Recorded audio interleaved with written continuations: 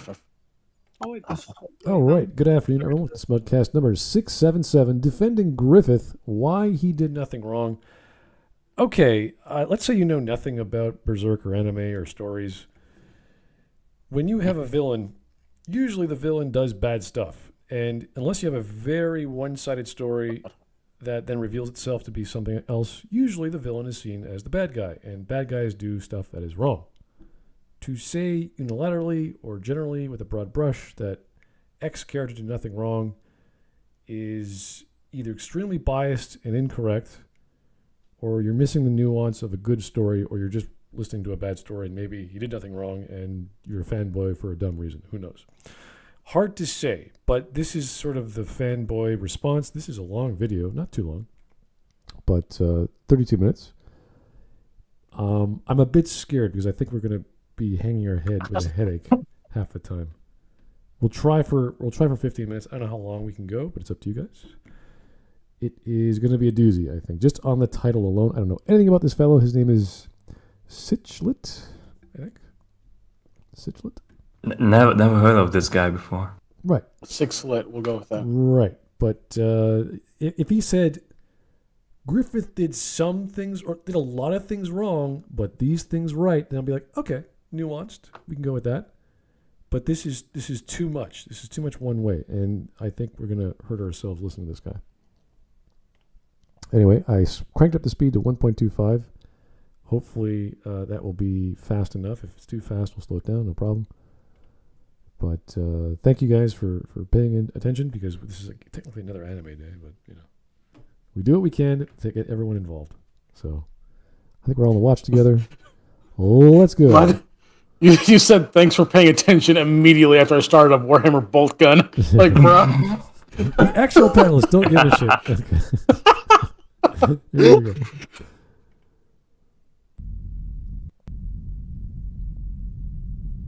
But you are, though, sir. That is literally what you're saying.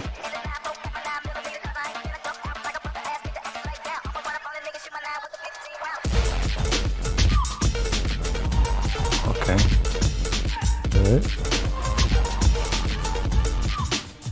During my time in the Berserk and the wider anime community, I seem to have noticed two patterns when it comes to Griffith discourse.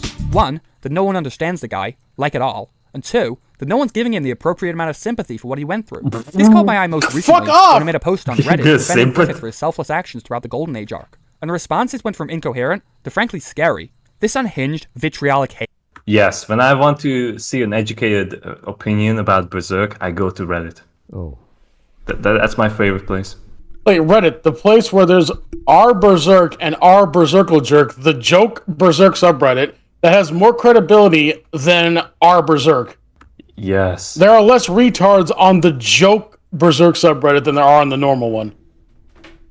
It's kind of like why I advocate that, like, Donovan is like a perfect way to gatekeep normies out of the Berserk fandom, because it's just like when they are like unleashed. Like, I think like recently, like the most retarded like opinion I have ever read about Berserk is that like Casca should be the one who murders Griffith, because Casca was the one that got raped, and Guts is more like he needs to defend his friends now.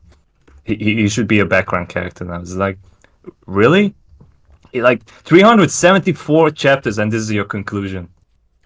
It's like, they are real. It is interesting These that people are real. they want to change the nature of storytelling for a long-running series, which is working if it's long-running, obviously. And some stories do have that main character as like the backseat, whereas the secondary characters pop up and shine in their major plot, and it comes around back to the main character, and he goes to another place, and it's now another story. So that does happen a lot in stories, but that's from design. That's from the beginning. That's how they do it. It's not like that as much, although Berserk has so many characters that ends up happening with Guts anyway, and they focus on the witch a lot, and they focus on her training and all that kind of magical elements, because there's so much fantasy, there's so much whimsical elements to Berserk that the story almost, like the visuals are part of the story so much that it's not just about Guts. It's not just about... Oh, surely, but like he is still the main character. Like the entire story Berserk is about Guts, and like his struggle against Griffith. All right. Here is I'm Mr. Frog. This is my show. Thanks for the tip. I'm praying to whatever god that's listing that the guy is just trolling. I mean, this is Griffith. After killing the band of the Hawk, summoning demons into the world, raping Saska, and corrupting her kid. Seska. I'm just reading it. He also creased Guts' Jordans. The man is evil. Bruh. That's a different way of describing Guts, but okay. I like how people are people getting Casca confused with Seska from Star Trek Voyager? Or is that just Smud being too much of a Star Trek fan? I'm just He's reading. auto-correcting in his brain. I am just reading what I'm being told. Yeah, no, that's a pretty interesting character actually in Star Trek Voyager as well. But Okay. villains are good. You need villains, but they're not good. I want ones that are smart, though. Okay, that's a good plan. Seska kind of dumb. Like you could say Janeway is the actual villain of the story, but you know. Absolutely. Yes, absolutely. Absolutely.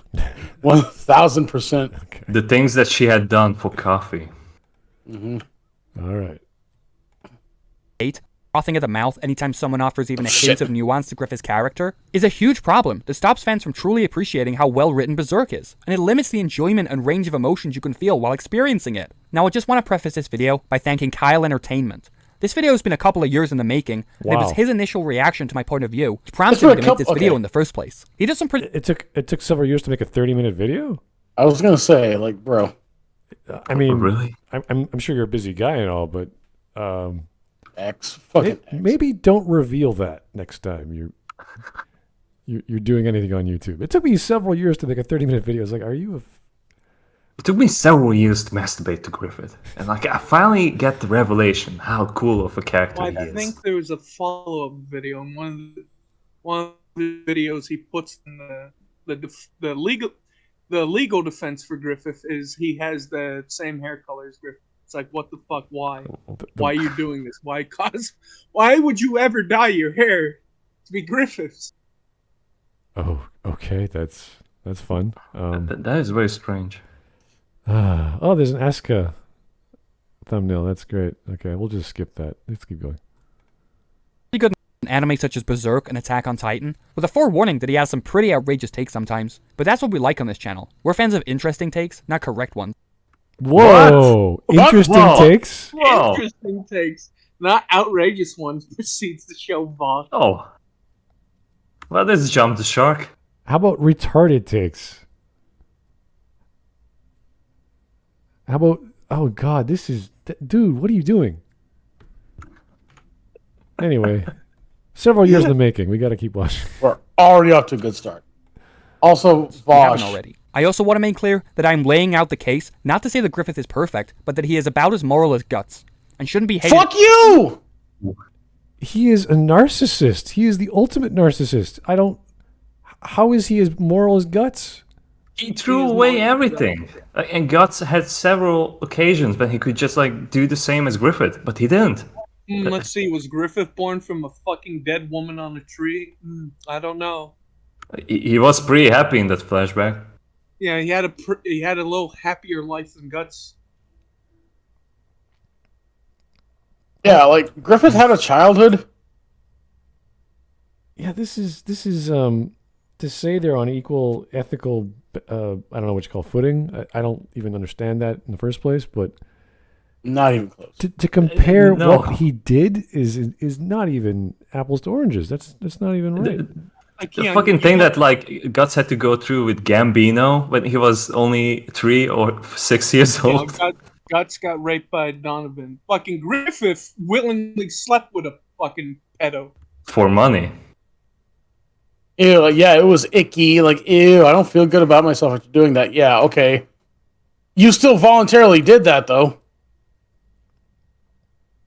You had a choice to do that. You read Guts did not. Bud. Trying to see every person in your life as a tool or a stepping stone, a little different than what Guts had to deal with. Pile them up. You'll never reach the castle that you want if you don't pile them up. Oh, okay. And even I if want you got- wings.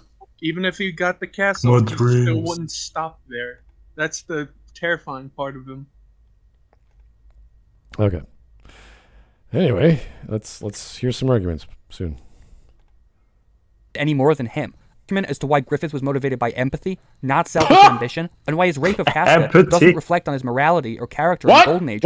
Also, why most of the hate towards Griffith. You can't say that while showing the most disgusting scene from the book. His rape does not affect his morality. Being a rapist does not negatively affect your morality. Are you okay? Well, I guess like the wash wasn't ironic. Like one frame of wash. I hope this guy isn't like the believe all women type while also saying this. I'm not sure what he is, because he is either getting A retard. the facts That's what he wrong is. or doesn't understand what criminal activity and hurting people is. Everything is wrong. Everything you know is wrong. Griffith should mob outrage that people participate in, more to feel like a part of the community, rather than an honest, principled disagreement with any. Manufactured outrage at the demon rapist. The actual demon rapist. I don't think any of this is manufactured. I think seeing the most horrific scene in the show, which is kind of the premise of everything else, speaks for itself. It's designed that way. We don't need to interpret it. It's kind of obvious what's happening. Villain is created. Impetus for doing everything for revenge has been established. Then the story begins. You're like, all right. It's nice that we had that building up to it. Like, we got to know everyone, and then they died. So that's tragic. That's sad. That's how it works. But to say it's on the same moral equivalent of whatever Guts is doing is, I don't even know. I'm still wrapping my brain around that. Of his action. With all that out of the way, what exactly are people getting wrong about Griffith's character? And why is the hate so undeserved? To answer this question, I've laid out my defense of Griffith into these key areas. Why Griffith's goal is a noble one. Why Griffith's motivation for achieving said goal is a noble one. That's the same. Why almost That's everything that comes out of his mouth is a lie, and how most fans have fallen for Griffith's persona. Why Griffith and Femto are essentially different characters, and the actions of Femto can't be applied to the nature of Griffith throughout the Golden Age arc. Wait a second. Is he saying there's another personality in the same body? No, there isn't. Both Griffith. I've never heard this. He thinks there's... Femto is just Griffith, but with even fewer scruples. Femto is pretty much his true self, like his shadow self, if you will. Is he? Are we getting into young? Well, no. Is he implying that when he is in the Femto, I don't know, mode, whatever you want to call that? Then he's a completely different character. It's completely, all his morals are out the door. The only exception, I guess, like Bears is also going for that, is the Moonchild, but that's because of his fusion. Because that's actually a whole ass different person, though. Yeah, he fused with like infant. So when the Egg of the Perfect World, like, did his thing, and Griffith and Femto came back looking like Griffith, he didn't become Griffith again, right? According to this guy's fucking logic. He's still Femto, he just looks like Griffith. There is no distinction between the two. It's just that one's pretty and one is evil. Conveniently, whenever Griffith is trying to like convince like his human partners, he never turns into Femto. Yes. I wonder why that is. Yeah, the only time we saw him turn into Femto after the fucking the shit at St. Albion was when he was about to fucking mind rape Monster Ganishka. Yeah. Like, that's when he could be himself.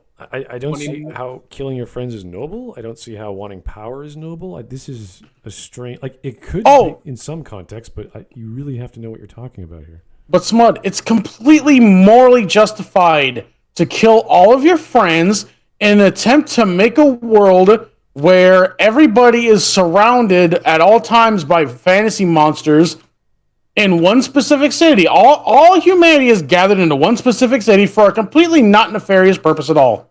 By the same That definitely absolutely will not in any way, shape, or form have anything to do with human sacrifice like it did 1,000 years prior. Or the fact that they're the same monsters that killed his army there. And that are now calling themselves his army that they killed.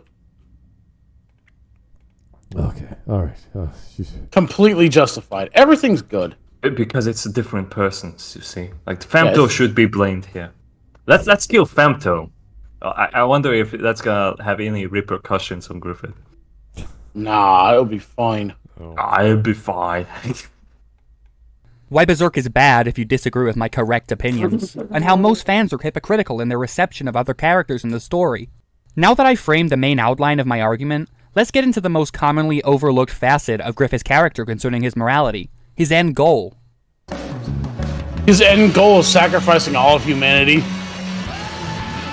A frequent thing you'll hear in anti-Griffith spaces is how he sacrificed all his Anti-Griffith spaces? What is he talking You mean the entire fandom of Berserk, aside from a few retards like yourself? Guys, this dude is like 19. That's probably why he has poor wording. There's a place in the world where people come together and go, you know what? This is the it's called anti-Griffith Berserk. man. I think Griffith's a bad guy. You're like, yeah, I think so too. Oh, don't tell anyone. Okay, all right. Well, no, there's shades to it. No, there isn't. No. 50 Shades of Griffith. Like, sometimes a cigar is just a cigar, my friend. This is like Johann did nothing wrong. Like, are you serious? Like, what are you talking about? This is ridiculous. Killing. I hope this guy thinks about Hitler the same way he thinks about Griffith. Oh my god, that'd be awesome. I'd be like, whoa, everything makes sense. What would you do without Hitler? I don't know. Stalin? Oh crap, same time period. Okay. Shit. It's actually the same person. Different. That's a different one. Fucking Stalin is the femto mode of Hitler. And they're just as noble. They have the same goals. He's just as noble, yeah. It's the mustache. It grows. Oh god. men loyal to him and trusted him for his own selfish goals, with that goal being for ultimate power as a monarch over a kingdom within his control. Sounds pretty bad, right? Such selfish ambition, akin to some of the worst characters in Game of Thrones. But here's where I tell you that this is a dishonest oversimplification of his goal. No, fuck you! Don't put Stannis Baratheon on the same level as fucking Griffith. Yeah, that's a big change. Baratheon was just very strict with the law. Okay, he sacrificed his daughter.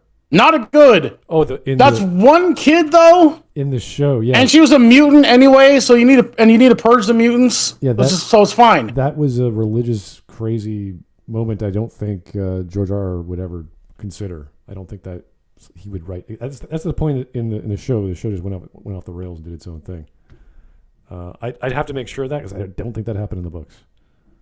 But no, he was just a very strict ruler. That was it.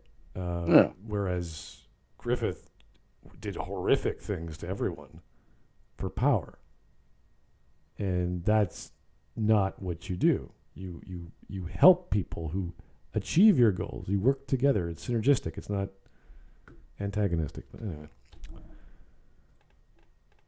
Framed to paint his actions as self-centered and unconcerned with the well-being of others. Yes. When really, that's not the case at all. What? What? My castle, mine, for me, I should have me, my castle, give now me. That is Griffith's entire motivation. Like, even before he decided to, like, accept Godhand's offer, like, Griffith is not a good person. Like, the kind of shit that, like, he smiles at. But after, like, Guts assassinates Adonis, I think that was the kid's name. Yeah, Guts accidentally murdered a child, and Griffith's response was like, hey, cool. Plans ahead on early, eh?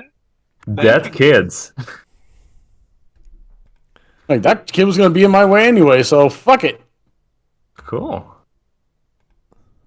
True that his own goal was to have his own kingdom, an ambition played as a common trope in other media when they're trying to portray power-hungry, selfish villains whose actions are reprehensible and show no regard for those they use to achieve it. This just isn't the case when it comes to Griffith. Really? How? Why? He fed everyone he knew and supposedly cared about to demons. And damn them to eternity. and then raped his second in command, Was he? and then watched his best friend tear off his arm in an attempt to get him to stop raping his second in command. Then became reborn as this new kid. Like, hey, you thought it was your kid? Nah. Nah, it was me, It's Dio. my new body now. I don't. Thanks, guts. I don't recall him being remorseful or sad. Like this is. No, not at all. Like he even wasn't. has like a fever dream of like the possible alternative of his life. Like if he could like spend it in peace with Casca and all that. But like he just refuses that. He's like, no, that's not a reality I can accept.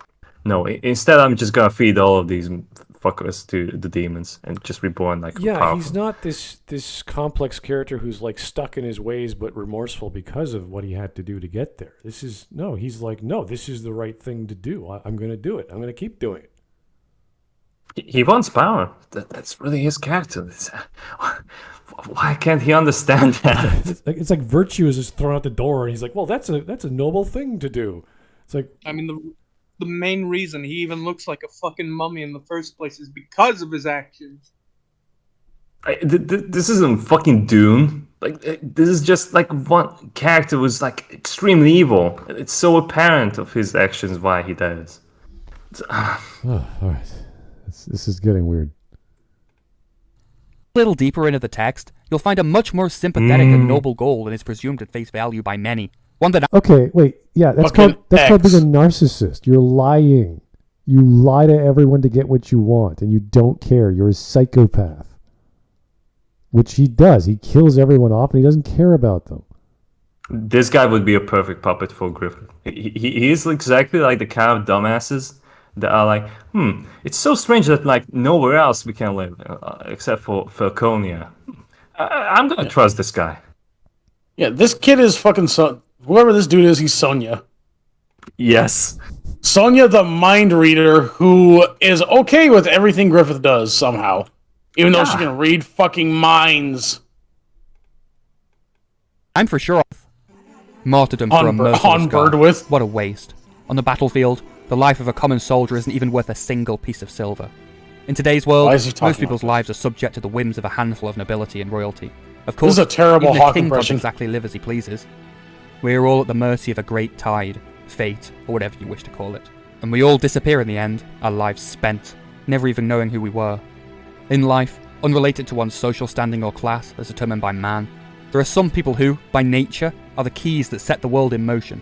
They are the true elite, as dictated by the golden rule of the universe.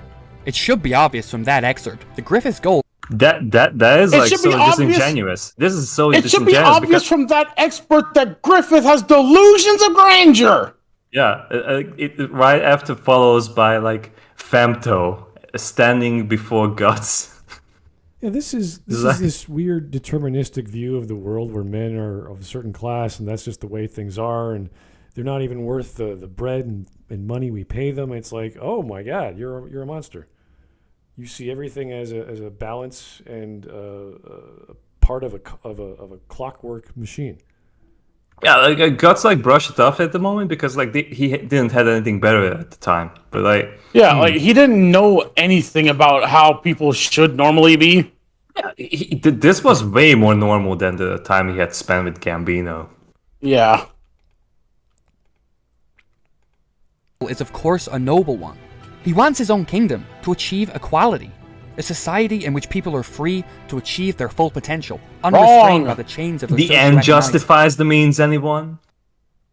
Didn't he say Yeah. explanation at the very beginning of this video? I guess what it says now. Everybody is gonna like fucking fulfill their ultimate destiny of being food for demons.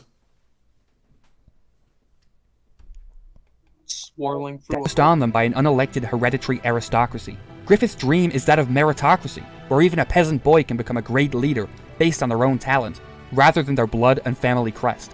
A dream dreamt up by a disempowered boy in the slums beneath Wyndham Castle. A dream that the world could one day be a better place, and that he could prove it, and be a rallying cry for workers everywhere, in the face of an oppressive medieval system. Griffith is essentially a base liberal in a feudal society. Oh, is that why he's the most evil creature in existence? Oh, he He's a wants him U.S. to be politician, free to- okay? He wants him to be free to swirl in a fucking evil heart for all eternity.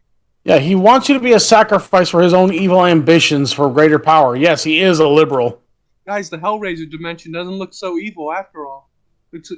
Yeah, I mean, once you get past the eternal screaming and sorrowful faces, it's kind of like a picnic. Yeah, after the first few sacrifices, you get used to the screams. Like, what? I mean, just look at Wild. I mean, yeah, he was a rapist and a fucking cruel human being, but I mean, I'm sure he was just faking it, being afraid of. Yeah, he was just an outlier. He was just faking it the whole time when he was panicking when he realized he was dying. Classical liberal. I think classical liberals would have something to say about that, but okay. Progressive, and you can see this play out throughout the entire story. I am progressively feeding my friends to demons so I can get what I want. Okay, that's great. I mean, sure, yeah. I mean, he can't get everybody in humanity all at once. He has to keep working on it. He has to progress to getting everybody sacrificed. My van is too small. There's not enough body. I can't fit enough bodies in it. I think that he still haven't seen Senator Armstrong at this point in his life. Standing here. Like, Senator Armstrong is actually the character that he thinks Griffith is. Yes. As a voice for the disempowered, be it through undermining the authority of those in power, or giving disenfranchised soldiers the opportunity to rise through the ranks through his Band of the Hawk. So whenever... And then kill them off for his ambitions. The Yes. end justifies the means, sir. Every single one of them died. What does he give a fuck about the peasants who are living like fuck knows where outside Falconia? Like, my guy, he cares so much about the peasants in Falconia. Yeah, he cares about them so much that he allows them to see their family members right before he sends their souls to hell. Yeah, into the vortex. Like, that's a fun place. And what I can't remember like the noble kid's name, but like he actually like outright asks Griffith, like, where do they go? Somewhere else. Somewhere where they can be together. They can be together. All screaming like on a big happy roller coaster that never stops. We are gonna be together. Oh my god! Like, did he read the first few chapters of this book? Has he seen Berserk? Like, not the TV show. Has he actually seen the cover of a Berserk manga? I don't think he has. There's not. Maybe he was like watching it and then he stopped watching while it was still with his eyes closed? Yeah, something like that, and he was like doing something else. Eyes closed whenever Femto appeared. Yeah, it's like, no, this is a completely different character. Why should I care about this? Yeah, we get to the castle. It's like, oh yeah, look at that. Why does Guts think Femto is the same person? Is he stupid? How come on, the cover's there? It's like you look at what's called Guts is dressed in darker armor. Gives you that thing of, oh, he's supposed to be a villain, right? Nah. It's It's clearly this motherfucker dressed in all knight in shining armor, acting like he's the hero. And we all know what he did fucking volumes ago there. Yeah, it's kind of like Griffith is a pretty face, like a veneer of beauty and nobility and piety, all that shit, to hide the evil rat bastard that is underneath. Once you see that makeup come off, you wish you'd never seen it come off. Yeah, it's almost like Griffith is a fake person. Like, not. I'm sure, like, Charlotte doesn't even know about the Femto self of Griffith. Absolutely not. Like, not even his wife knows about this. Like, how can you look up to a person like Griffith? Oh, this guy. She loves the lie, like everybody in Falconia does. Except for Casca, who he has like trapped forever in a fucking Truman Show-esque nightmare. Because fuck her, I guess.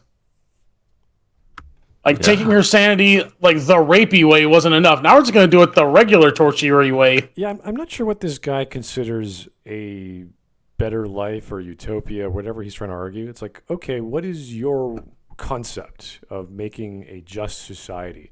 Does that mean killing everyone, even those who agree with you? just to get some modicum of control or power or whatever religious sect you're like, whatever reasoning it is. Like, is that good enough if the state requires that? Like, that's not a philosophy that I don't think anyone would get behind. This man actually believes real communism has never been tried.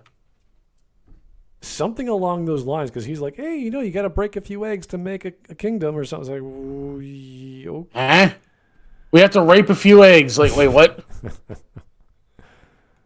Someone claims Griffith's goal in creating his own kingdom is a selfish one, just remember this scene, one of longing, where he voices his spite at the aristocracy for allowing so many bodies to pile up on the battlefield. Yeah, and he calls those people not even worth the silver they're worth.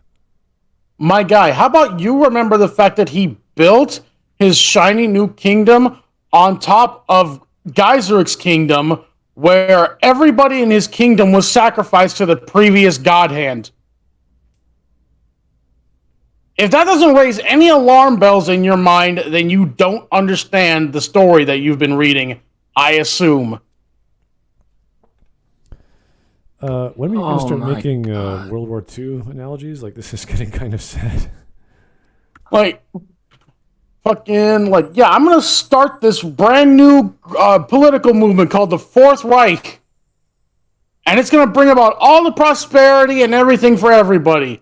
Don't worry about any connotations to very recent events in the past. It's not like the Third Reich or the Second. It's completely different. I'm completely noble. We just need a few million bodies and everything. Yeah, a couple million, not a whole lot. A year, maybe that'll do it. Yeah, maybe. There's like billions of people on the earth, so what's a couple million or so, or, it's fine. It's fine. We'll make it nice and streamlined, so maybe we do 100,000 a month, We'll streamline the execution process and the mass graves. That way they'll be quick and efficient. I will bring peace, freedom, justice, and security to my new empire. Your new empire?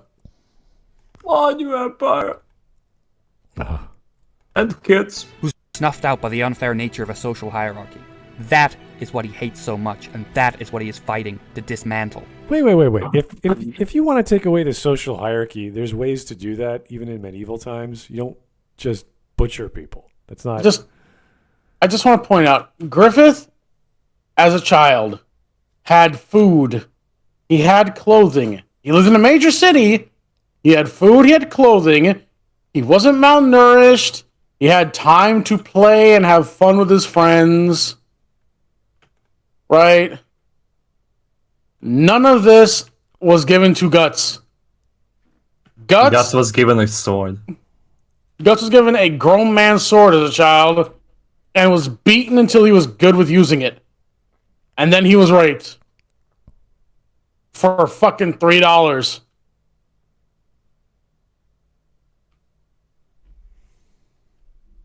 I'm just saying there's probably a political process you could go through to reform the whatever establishment fantasy world. Well, I guess it's still feudalism with lords and vassals. Yeah, it's that. It's your standard medieval story, yeah. Yeah, and you could... And he was trying to get into the ranks of the aristocracy and what have you. So, and he was doing just fine. Yeah, he was getting there. So it's like, if that was his major goal, was the social hierarchy, it's like, okay, what do you want to do? Like, I don't remember his plans exactly what he wanted to do outside of making his own place to live. Like, he could have been given... But basically, like, he wanted to get together with Charlotte, the king's daughter. And, like, he was pretty good at that, because, like, he got killed... He managed to kill the people that wanted to assassinate him. So, like, he got the people out of the way who were potential enemies of him. So, like, the only thing that broke him was the fact that Guts decided to leave the Falcons, like, the Hawks. Yeah, and do so by, like, winning a duel. Something Griffith had never lost at before. Yeah, his ego was shattered.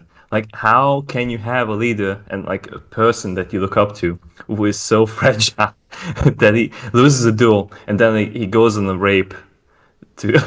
I just want to say, he loses a duel against a guy who's 6'8" and 230 pounds of solid muscle, wielding a 50-pound sword.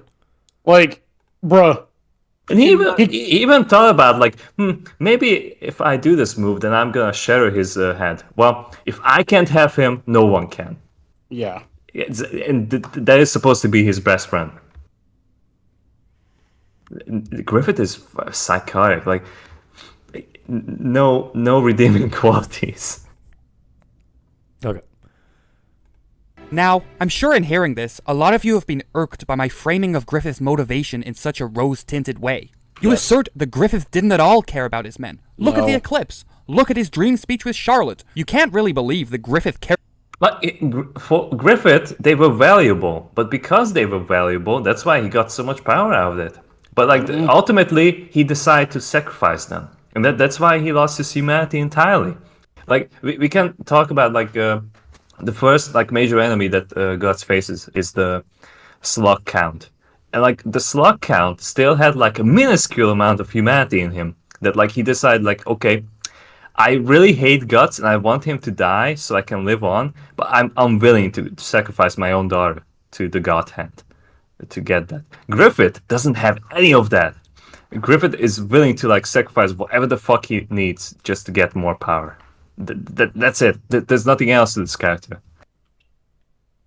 Well, I mean, I believe a noble goal. I'm gonna bring a new political system. I was like, fuck you. My noble goal is sacrificing all of humanity to get even more power than I already had. Okay. I mean, he probably cares about Guts. It's just in a twisted way. It's not a very healthy way. Cares about himself when he views and treats others like objects and pawns, right? Yeah, yes. Wrong. Right. You've Yes. been swindled, my friend. Swindled by the story.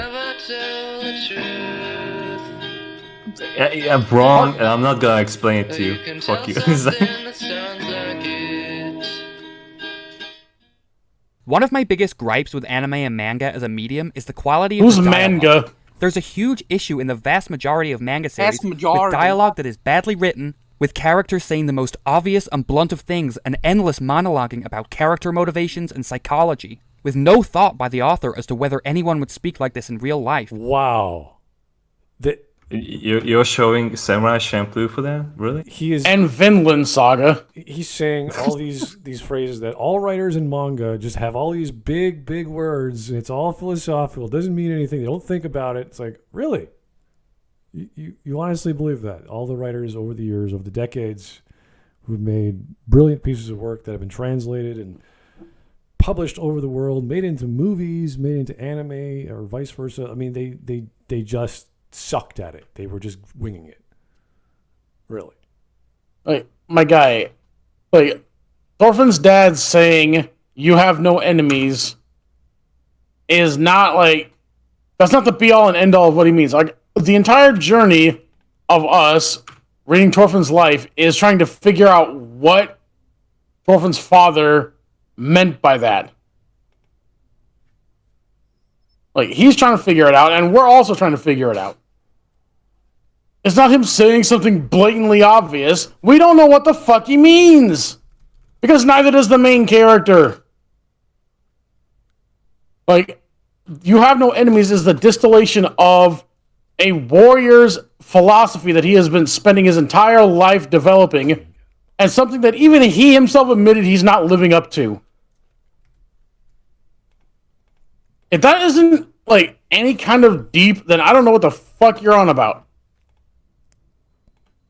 Well, apparently it was too much for his brain. I'm assuming he's going to say Berserk is not like that, and it's very deep and complicated. And it's like, yes, there are moments. I agree. There's lots of philosophical moments, not just by the main characters, but other the side characters. It's true.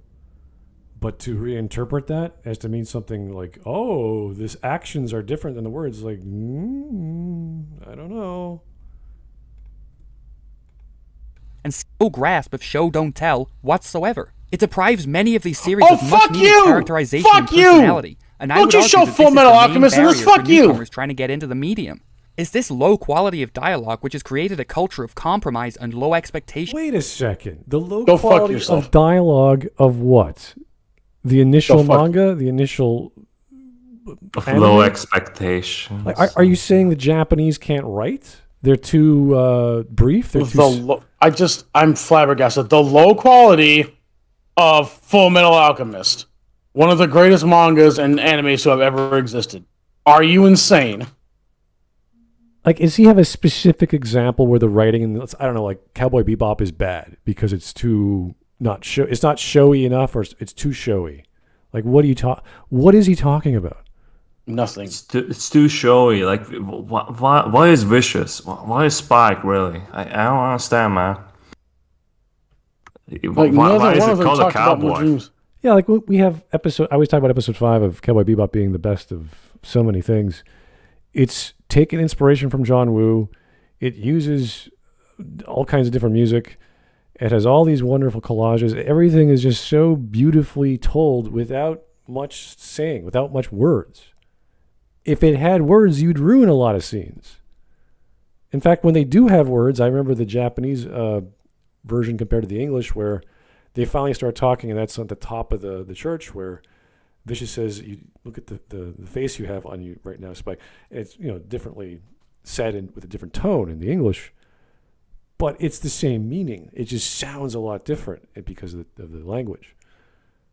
That doesn't take away that much, but you still get the quality. Yeah, I bled that all away a long time ago or something like that. Yeah, it's just this very romantic, like he knew what to say in this very tense moment, which usually would not happen. So stuff like that is like, oh, that's a bit pretentious, but still, it felt natural. Even with the English version, it still came across as, yeah, this is a quality production. This was thought out. And again, I want to see examples, because I'm sure there's plenty of examples which, characters are goofing around. They're not serious. You're like, well, they didn't say what they're doing. It's kind of goofy. That doesn't make any sense. Like, okay, fair. But you got to show them. And then you have to somehow bring that around to, oh, Griffith didn't do anything wrong because he was a goofball or something. Within the sphere, with many vocal anime defendants encouraging people to simply ignore it and excuse it as simply a feature of the medium influenced by a different culture. This is the attitude that people have gone into Berserk with, one that takes monologuing at face value and expects the dialogue to be surface level. This is a travesty, because Berserk is one of the few manga series that aren't like that.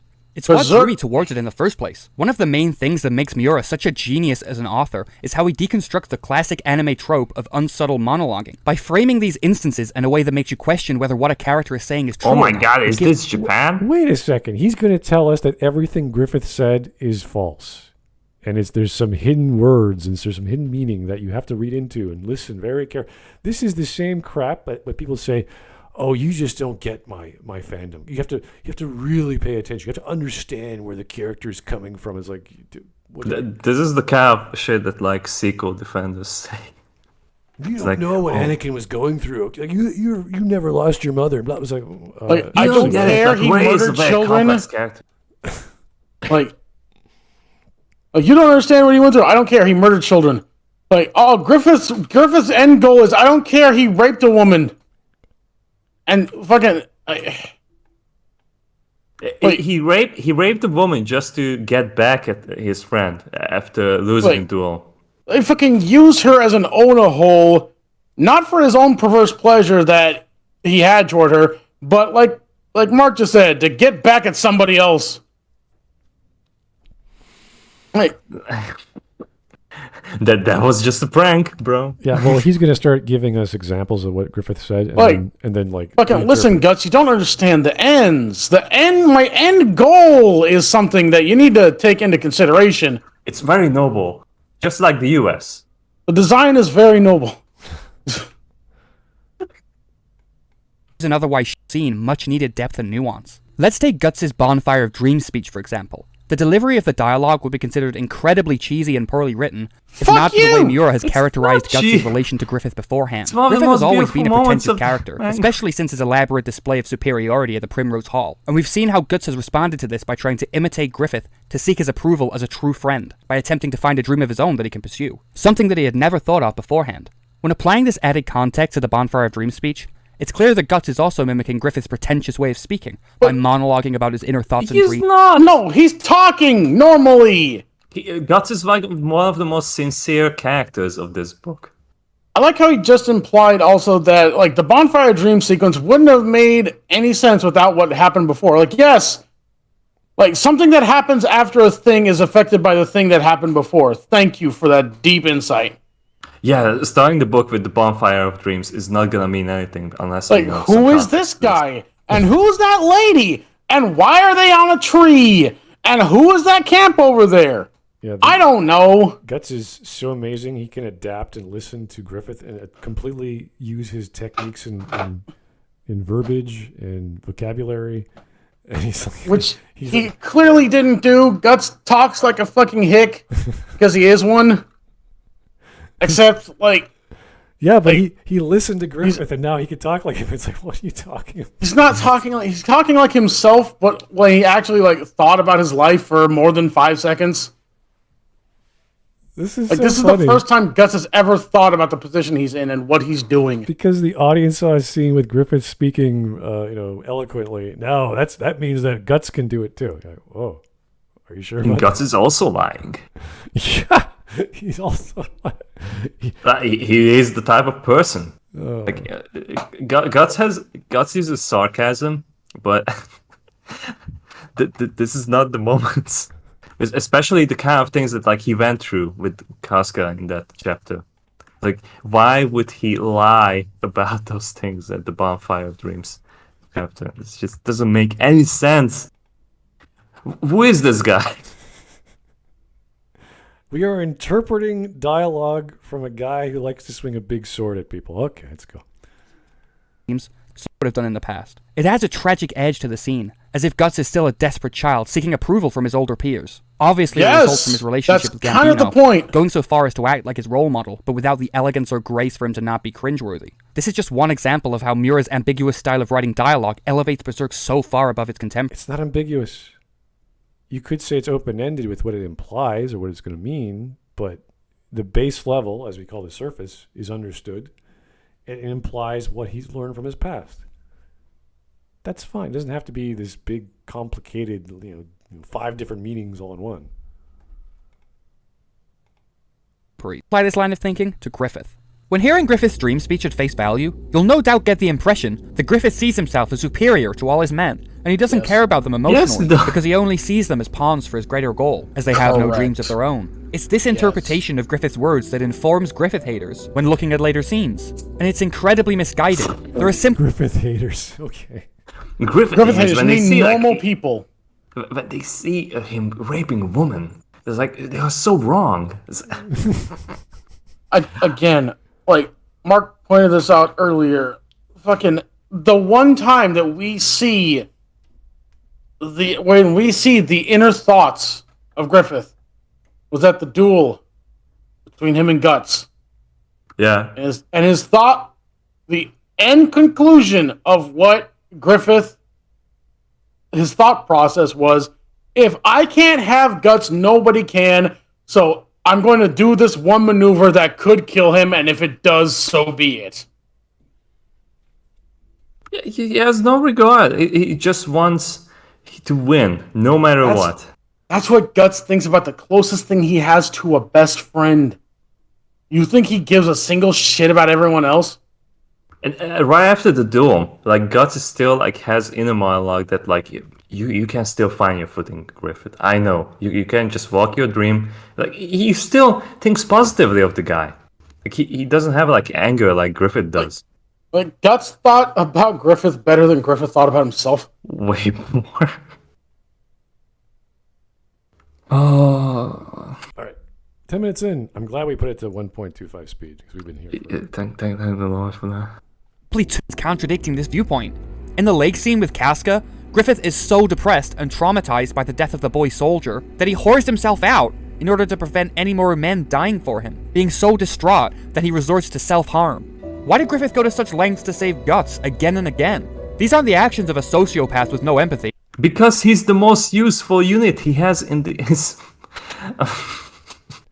he has to do why that. Why would he save the guy that can kill 100 men by himself? Why would he do that? Why would he do that? Why would he save the second in command?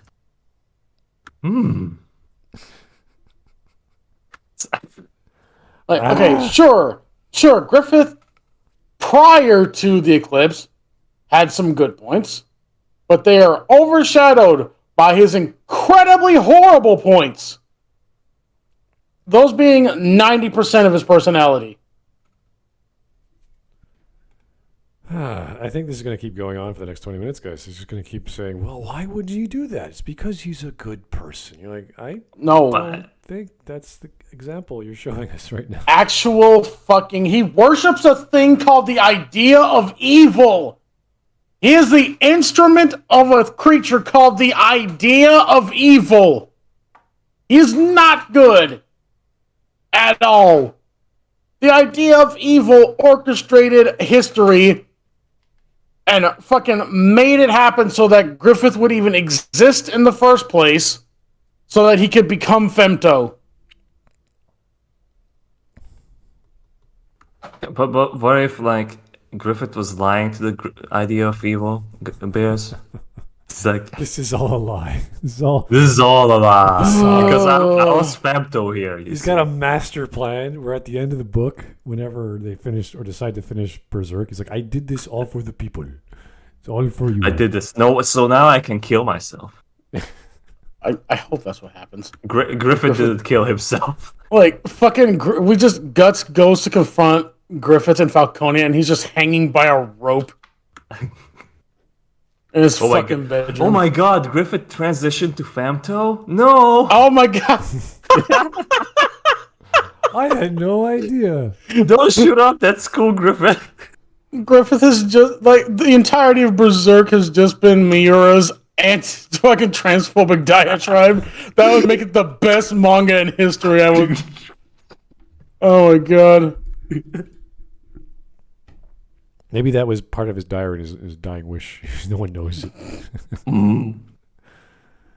Okay. 10 minutes. 33. Okay, here we go.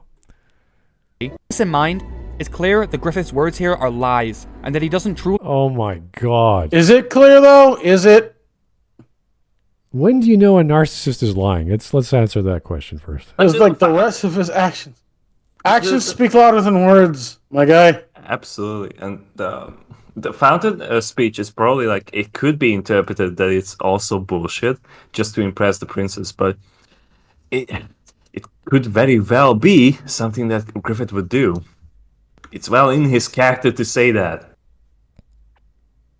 But this also means that we have to call into question the stuff that he thinks isn't a lie, which he said previously, which is his view of the aristocracy and lineage and all this other stuff he wants to overthrow.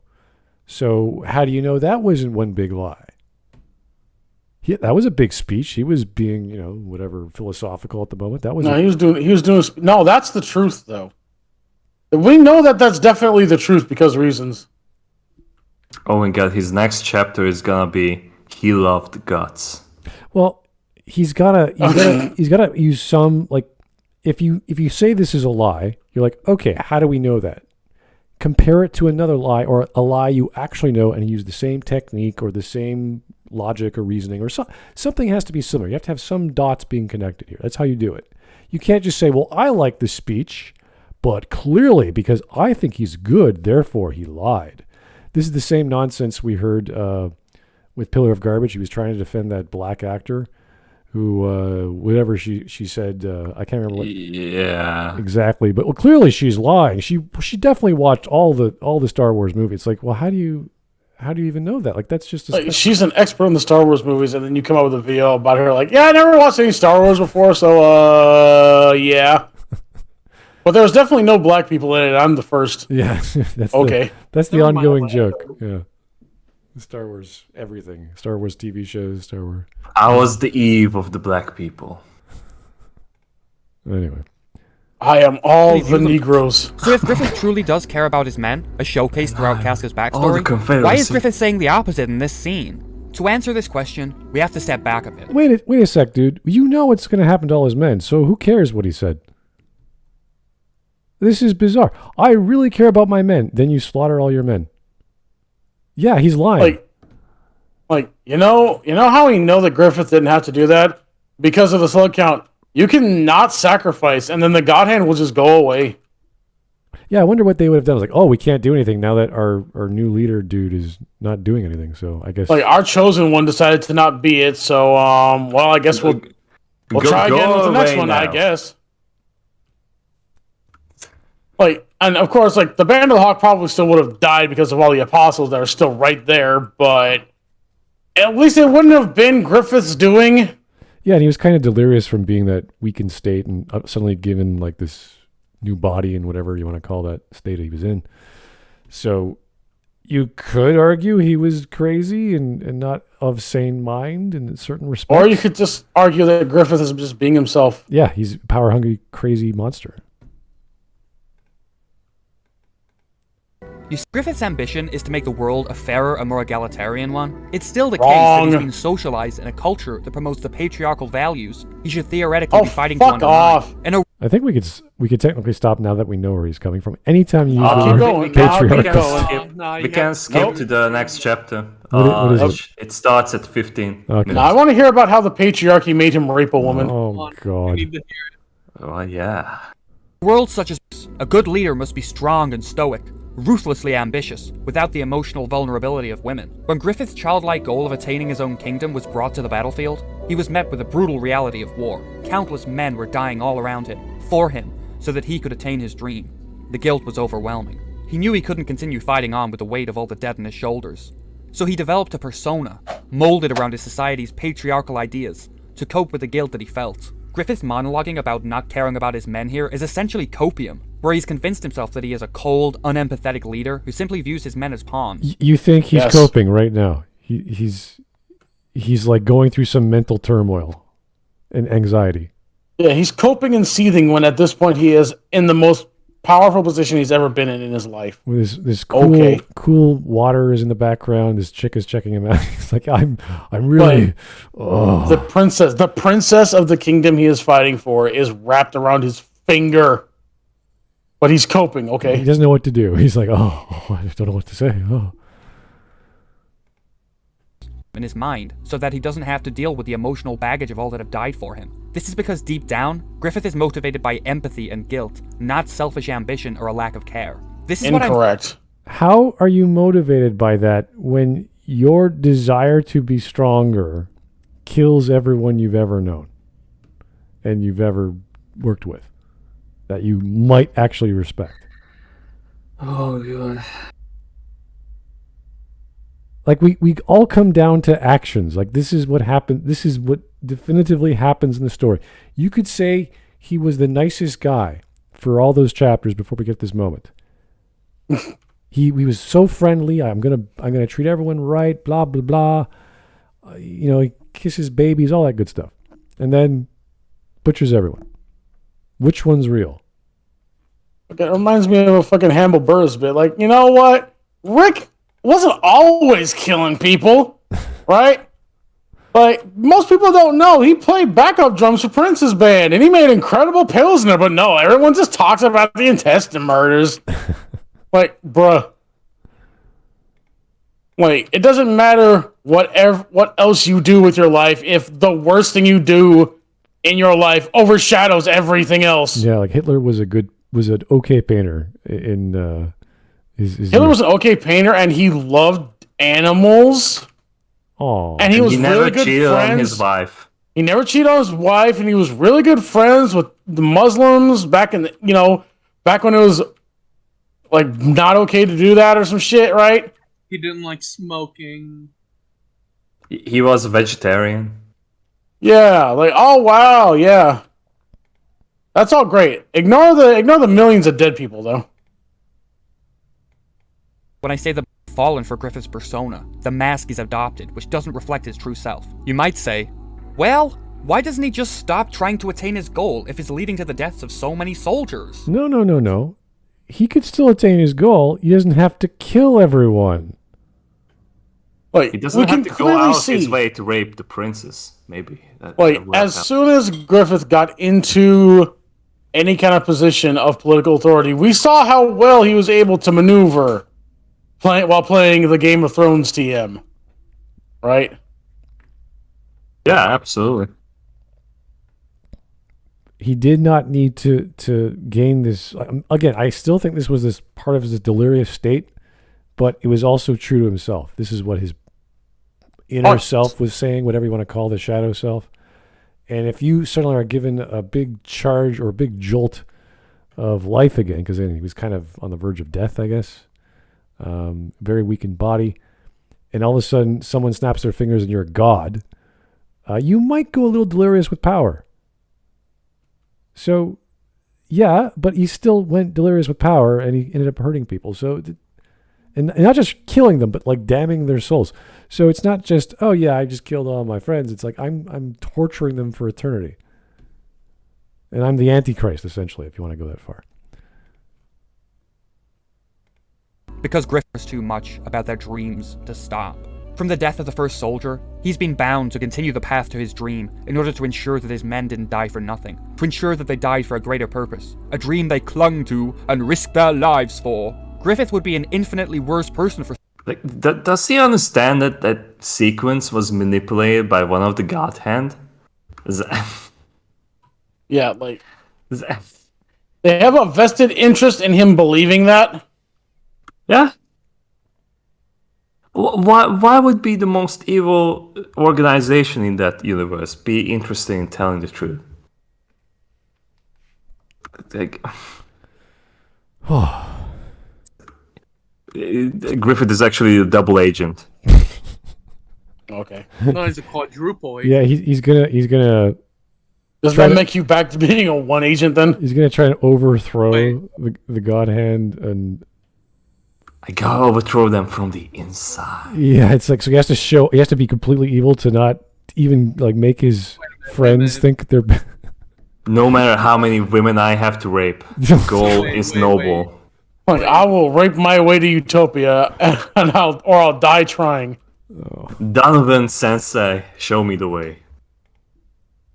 stopping now. Tens of thousands of dead soldiers who would have died cold, miserable, meaningless deaths if you didn't push on to finish what he started. If Griffith wasn't driven by overwhelming guilt and empathy, why did the God Hand show him visions of his fallen comrades when trying to convince him to become Femto, instead of wealth and fame and glory and castle walls? They guilt-tripped him into sacrificing the Hawks because they knew that he didn't want his soldiers to die for nothing, their lives spent. People claiming that Griffith was selfish and didn't care about his men are therefore way off base. Now, going back to the dream speech, there are two obvious indicators that he's lying. Wait. So because the demons did demonic things, therefore Griffin really cared about his men? What? The guy who told you to jump off a bridge was just kidding around, but he didn't really want to jump off the bridge. He did it because his friends wanted him to. Hey, Griffith, do you want to sacrifice? Yes, I want to sacrifice all of them. Griffith was actually just doing it for the noble goal.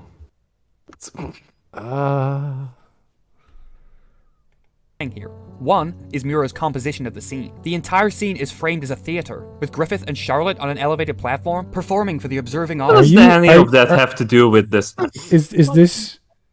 Are we taking stage directions as moral compasses now? He's on a higher plane, therefore. It's a stage play, even though Griffith didn't even fucking notice them right there. Gods, don't do it! I have the high ground! The balcony scene in Romeo and Juliet. Well, clearly Juliet is morally superior, and she wants love and affection, and all the men at the bottom just want to fight each other. Okay, sure, that's what that means. Fucking cat, man. Damn. Audience below, that being Guts and Casca. The whole scene has an incredible performative energy to it, and Griffith's speech here sounds... Yeah, the animation is thrilling. The panning up, the long shots of nothing. Yeah, that's amazing. While he gives his speech, I think there's a difference between action and dialogue, but you can't really have both at the same time. It's kind of hard. Sounds more like and soliloquy than anything an honest person would say. The second indicator... What is your point? He uses poetry. Yeah, it's almost like he's fucking talking himself up to the fucking princess so she'll love him. And he can get the kingdom he always wanted. It's like poetry. It rhymes. It's like poetry. It sucks. The Griffith is a dishonest front that he's put up to convince both himself and others that he is the superior, uncaring leader that he wishes he could be at heart, is the way the scene is contrasted. Wait. You think he doesn't think himself higher than everyone else? You think he's lower than everyone else when he wants to be a king? Like the God hand referred to him as the chosen. You think he's lower than everyone else, and I'm the humblest of the humble. Like what? Mr. Prince of Darkness. This is like, I don't know what to say. I too am extraordinarily humble. I know he has the God hand is actually the good guys. I know he has the nuance of Marxist because he's using some backwards logic, which is usually what they do with their dialectical materialism. And we saw that with some of the language, with the patriarchy and blah, blah, blah. But now he's just being backwards. He's just purposely reinterpreting the thing as the opposite it is. And this is where we should probably skip ahead. There's just going to be more crap. This is not reality. Not reality. There's 1 minute left of this section. By the lake scene with Griffith and Casca in the next mini-arc. Here, both characters are younger, and Griffith has not yet fully developed his persona. Casca here acts in the same role as Charlotte, without being an impressionable follower of Griffith, who Griffith wishes to be seen as strong and competent by in the scene. The key difference is, here, the persona is crumbling. He struggles to put up a brave front by insisting that he didn't care about the death of the boy soldier, but you know he's bluffing because he's literally shaking and resorting to self-harm to calm his distress. I'm literally shaking right now. Guilt and empathy towards those that had died for him, before he regains enough composure to slip back behind his mask once more. It's a great contrast to the later dream speech, in which Griffith's greater experience and time to reflect has allowed him to create a much more elaborate persona for himself, one with all the theatrical gusto to make anyone blush. And it's all a lie. Now, I think it's important. Okay. So he is lying. I lied. Was I have from the very beginning? I'm getting a little confused. So he doesn't want to be a king? He doesn't want to help people and lead them? Also, I like how his best defense of Griffith is he's not evil. He's just a liar. Is he lying about being a king? Is he lying about wanting to not hurt? Like, what's the lie? I'm a little... I'm a little confused with this point, and he just kept going and going and saying, "This is where he's being emotional." Like, yeah, that was a long time ago. What are you talking about? Does that mean he's not as good at lying? So he was concerned about people, but now he's not because he's more mature. Like this is like saying, well, he's developed a mask. You're like, yes. So does that mean he's suppressing his previous feelings? He's thrown them away. But this guy thinks, no, he's still that person on the inside. And you're like, wait a second. If that's the case, then why did we have this scene where he's been reduced physically? He's basically a skeleton. He's suddenly pumped up full of energy to become this god. And he goes nuts. Wouldn't he be the opposite and go, I don't need this power. I'm really all about the people. I love my friends. Go away, demons. Like, wouldn't that have been the case? Leave me be. So you can argue that, yeah, he might have a facade here. Everyone has a facade at some point in their stage of life, and previously they had a different one. But when you reduce it to some magical, metaphorical, and literal interpretation of the guy becoming a god or a demigod, whatever you want to call that state, and he does evil, then all your theories are out the door. Unless you want to give the he's so crazy he did whatever he felt and he was acting on instinct, and I've heard that before. It's like, oh, okay, he was delirious, but then he kept being delirious for the rest of the story, so that didn't work. To apply this newly realized interpretation to his relationship with Guts. You didn't actually explain that. You just stated it as, well, here he was nicer in the past, and now he's lying. Well, guys, here's my headcanon. Yeah, that's all it was. He was nice in the past, therefore now he's just really nice, but you can't see it because he's faking it. Like, you can't see it because he has a mask. He chose to wear the mask because of noble goal. He gave candy to a girl once when he was little, therefore he gives candy. He likes girls, he's friendly to girls, and he loves humanity. You know? Hitler pet that German Shepherd that one time. It's fine. He had a pet dog. He'd never hurt a person. Like, oh.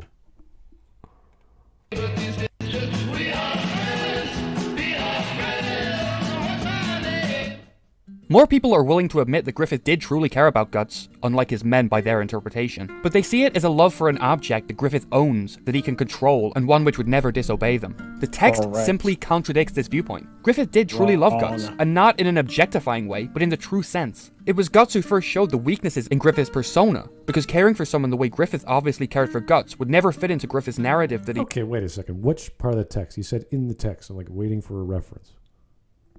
And he's like, well, he's caring for his men by, doing this. I think it's right before he turns into Femto. Like when he decides to sacrifice the entire band of the Hawk. It's just like you were the only person who would make me who distracted me from my dream. Distracted me from my goal. Anyway, go fuck yourself. I like you the most out of all my little peons. That's great. Okay. But you're the only one that distracted me. Go die now. Holy hell. Die from a dream. As an uncaring, purely ambitious leader above any mere soldier. He knew that he couldn't let that stand, so he constructed a new cope in his head to justify his gay love for him. New cope? What? His gay love? Wait a second, dude. Where are you getting this? Run that back. Oh my god. Purely ambitious leader above any mere soldier. He knew that he couldn't let that stand, so he constructed a new cope in his head to justify his gay love for him. You belong to me. He convinced himself that Guts was his plaything and valuable... Yes, he said gay love. I thought he just said that wasn't the case, though! Didn't he just say that? So when a man says to another man who's the charge of a military organization, or in this case a mercenary group, you belong to me, instead of saying... you're a thing, you're the strongest whatever friend I've got, or you're the strongest soldier I've got. What he's really saying is, you're my bitch, and no one else can have you. That's what we should be taking from this? Okay, I mean, it's... I was expecting it to go that way, but okay. If you think so. That's because he goes and has sex with Seska. That's Casca. This is so silly. He has dimensional powers. He can just go to Voyager whenever he pleases. He can go to Star Trek Voyager whenever he feels like it. Griffith is a Q. Oh no. And there is no way Gus is ever going to be able to defeat him. So he's got so many sexual urges, he just goes to the first thing he got. All right, fair enough. I'm going to go the most sexual thing I can think of, Star Trek Voyager. Oh, to the Hawk. One that was worth protecting simply for strategic reasons, but everyone around him could see that that wasn't the full story. Casca and Judo, to name but two. With this in mind, it's easy to map Griffith's slow opening up and shedding of his persona throughout the arc. Which persona? As he gets closer to and more comfortable around Guts. At the beginning of the arc, Griffith says to Guts, "You belong to me."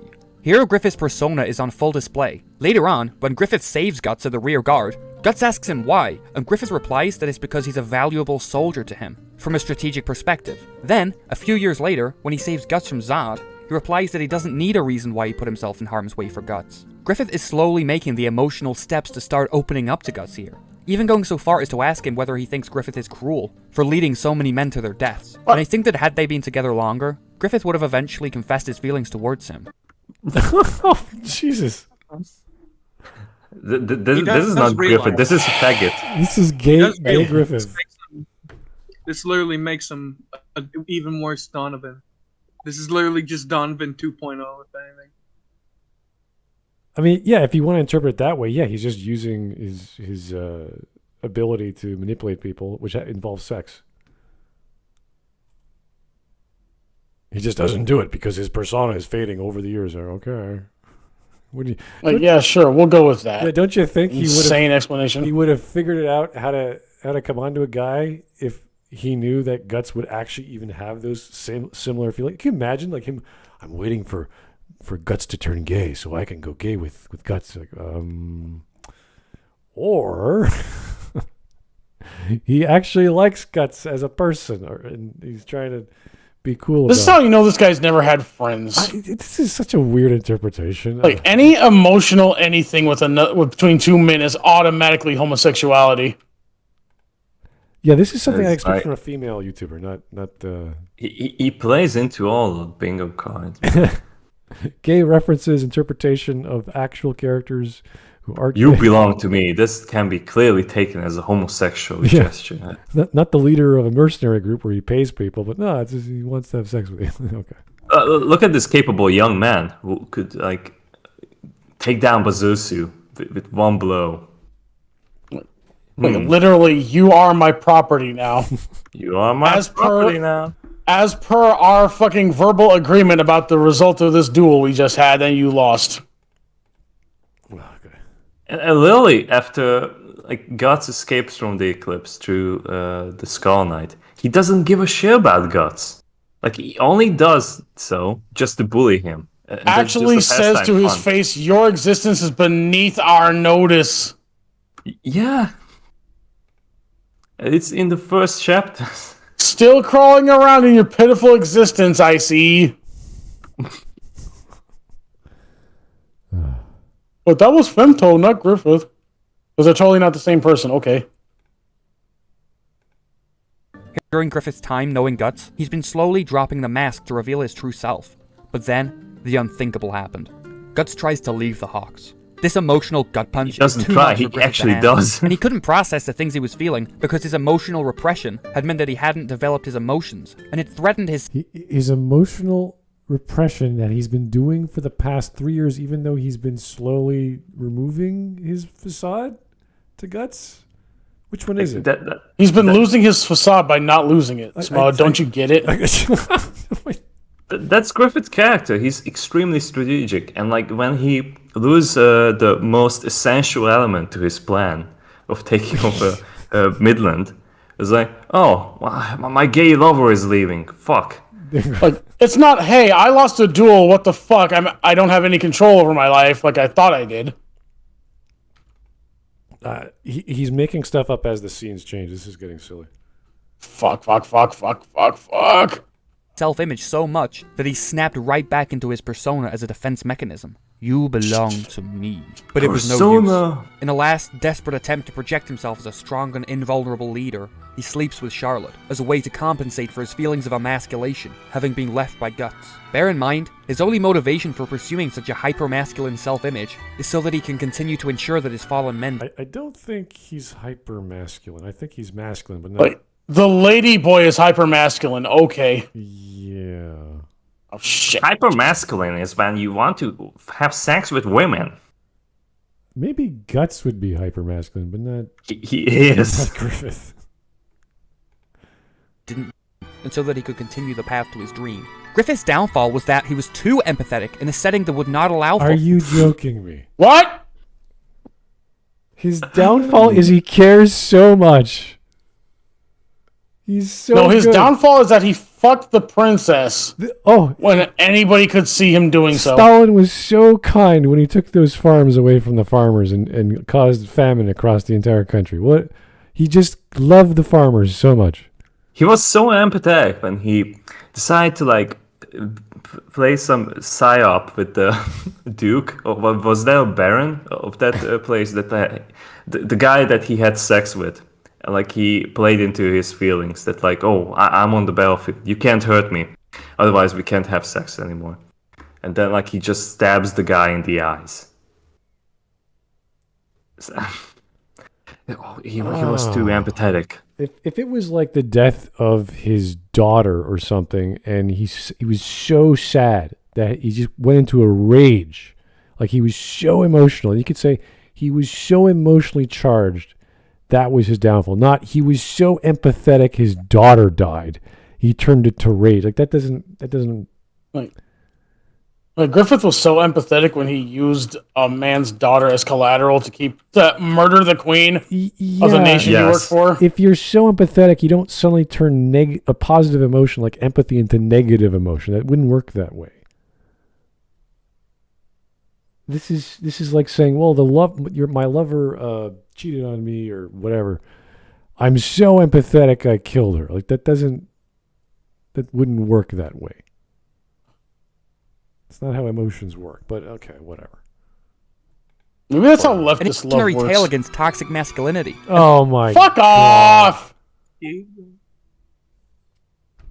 Why did he do that? He didn't have to do that. This is an idiot. That's why he did it. Oh. Toxic masculinity. The repression of emotions that many men undergo in pursuit of a Compression of hyper-masculine ideal. emotions. So now that we've Wait a second. Let me reread that. Let me rehear that. That was... The pursuit of emotions, because, if nothing spells out hypermasculinity, it's not stoicism. It's being more emotional than a woman. What? and it's a tale against toxic masculinity and the repression of emotions that many men undergo in pursuit of a hyper-masculine ideal. Fuck. I'm not even sure what show we're watching anymore. When Leftism. did Griffith pursue a hyper-masculine ideal? Wanting people to be equal and live in peace is a hyper... That wasn't how it worked. He wanted to be the king. The king is inherently unequal. He wanted to be one of the keys that actually drives the world forward. That is not equal. Like, being the monarch does not make you equal to the peasants. That's not how it works. So now that we've established the true nature of Griffith's goal, Sure. motivations, and the degree of care he felt for those around him, it should be hard for anyone not to empathize, agree, and support Griffith's actions and feelings, given the context of his difficult position. That Fuck is, off. What difficult position? What are you talking about? Which women should I rape today? That is a difficult issue. Should I or should I not butcher my entire family? Should I gleefully rape the woman who my friend I really care about, who I have gay feelings for, apparently? Yeah, suddenly the Jeopardy team is playing in the background. There's all these holes. I'm just like, what hoop do we have to jump through next to get to this scene to make sense the way he said it? I don't know. Bill would feel this way, if not for what he did to Casca.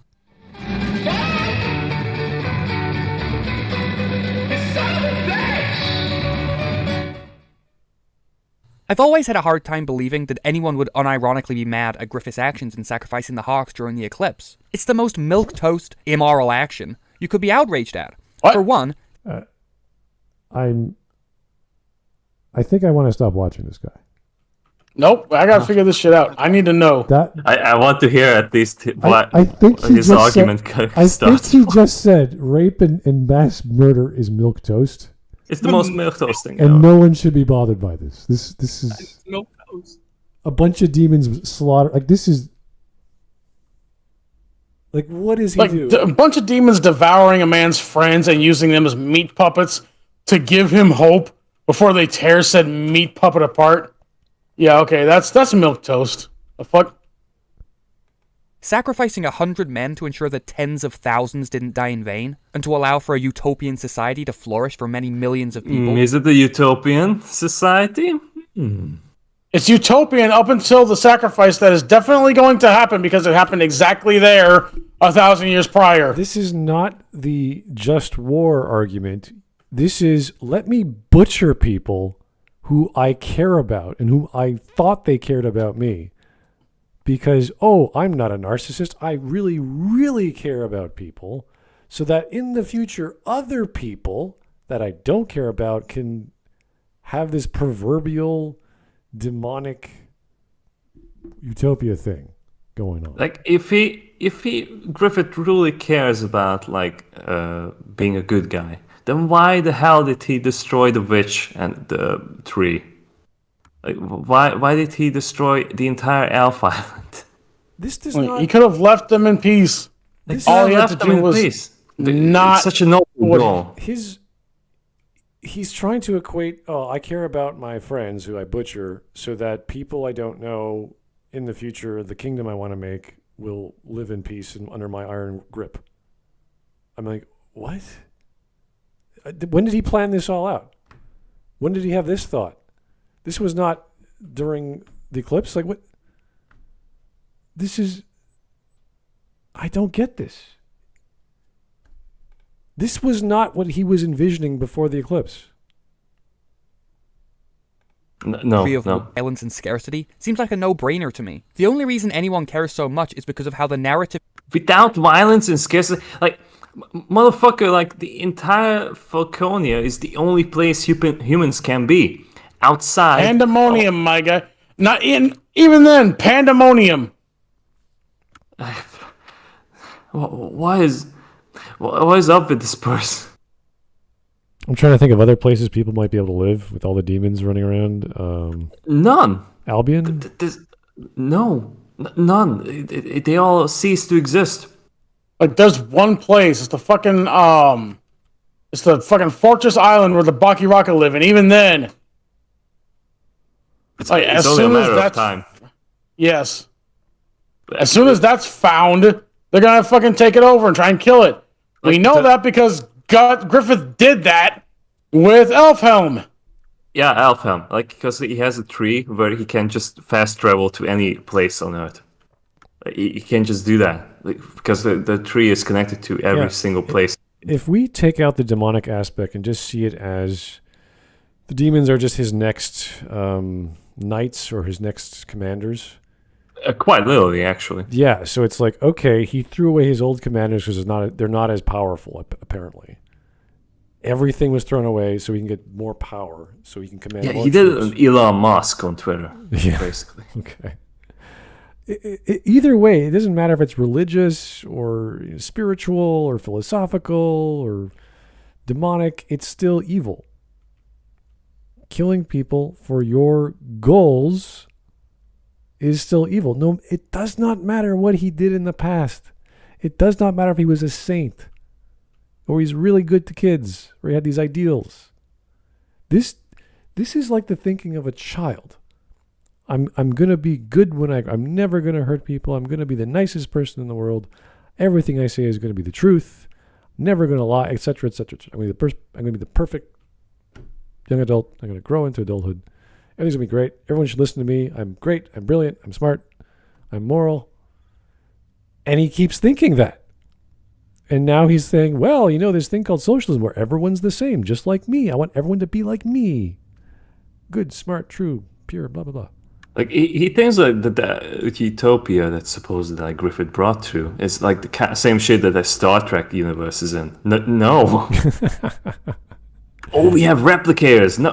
Yeah. They have there's a chapter that like still like was written by Mira that factors in the fact that like many of the children don't like to be in this place and they are like fighting with each other because like it's just like a melting pot of like cultures because like they are refugees all over the place and they're just not fitting into this society. He was trying to make some sort of scarcity argument and I'm like, dude, you're in the Middle Ages. You're in Middle Ages. You're struggling. But Griffith is creating artificial scarcity. You're trying to find clean water. Like it's extremely hard to survive, and you're talking about scarcity. Okay.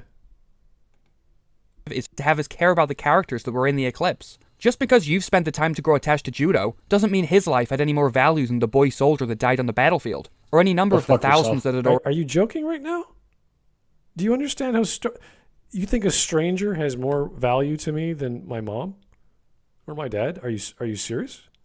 Because they are all just human beings, Smud, you see. Incorrect. Under the law, not to me. If a stranger comes into my room brandishing a weapon. What? Are you selfish now? To die. Like, this is not even. I mean, I don't even have to joke about this. Like, if you come into my property with a weapon and you're a stranger to me, your life is forfeit, sir. This is not a threat or a warning. This is reality. This is what's going to happen. So Smud is packing heat. Hey, once you care more about property than other people's lives, maybe they should care about their life more than my property. That would be nice, yeah. Already died, condemning them to a meaningless death if you honestly condemn Griffith's actions here, especially considering that all of the Hawks would have willingly given their lives for Griffith and his dream anyway. Well, there's no doubt that's among completely different. No, they would not have. Are you serious? You know how we know that they wouldn't have done that? Because they were running away in terror of the thing that was set after them. Corcus was like, I'm definitely in a dream. Somebody please, for the love of all that is holy, wake me up. so that I don't die horribly. And then he died horribly. I'm sure mercenaries do care about camaraderie and wonderful things like leadership and friends and all that good stuff, but they primarily are about survival and money. And that's why they're with Griffith, because he's very good at what he does. He treats them fair. Like all of them are signed up for the danger. Yeah, of course. Like they are signed up that like they're gonna follow Griffith to the war, and they just gonna win some land through the actions that they have brought through. Yeah. They also signed up to fight other humans in a normal humans. human war. Not demons. Pretty much. Conundrum. It'd be goofy to get so worked up about it and direct your anger towards Griffith rather than the unfair nature of the situation as a whole. The only justified anger you could direct towards Griffith is through his rape of Casca. No! That's one of many things. Killing a man is okay, but You like, look at those raping a woman? eyes and tell me that there is no fucking vitriol in those eyes. Again, that's where I Like, draw the those are line. the eyes of, hey Guts. Yeah. Remember This is the Casca? face of empathy right here. Oh, God. This is the same guy that saved her from a fucking rapist, only to rape her years later. That's the guy you want as a hero. So again, the guy's using the just war theory that it doesn't matter who does the killing, but we know people are going to die because it's war. It's like, okay. So everyone's fodder? Everyone's just a number to you? Even your friends? Even the people who believe in you? Really? Okay. I mean, that's what he wants. That's what he believes in. He should go join the military, see how that works out for him. One that wasn't exclusively to further his goal, although the cursed child was obviously essential to attaining Griffith's kingdom. His motivation here was No, it obviously that wasn't. of spite It towards was Guts and a essential. desire It's to an punish act him of for causing detriment. Griffith's downfall. I won't deny that this is an unforgivable action. What I will deny, however, So it's unforgivable, but Griffith did nothing wrong.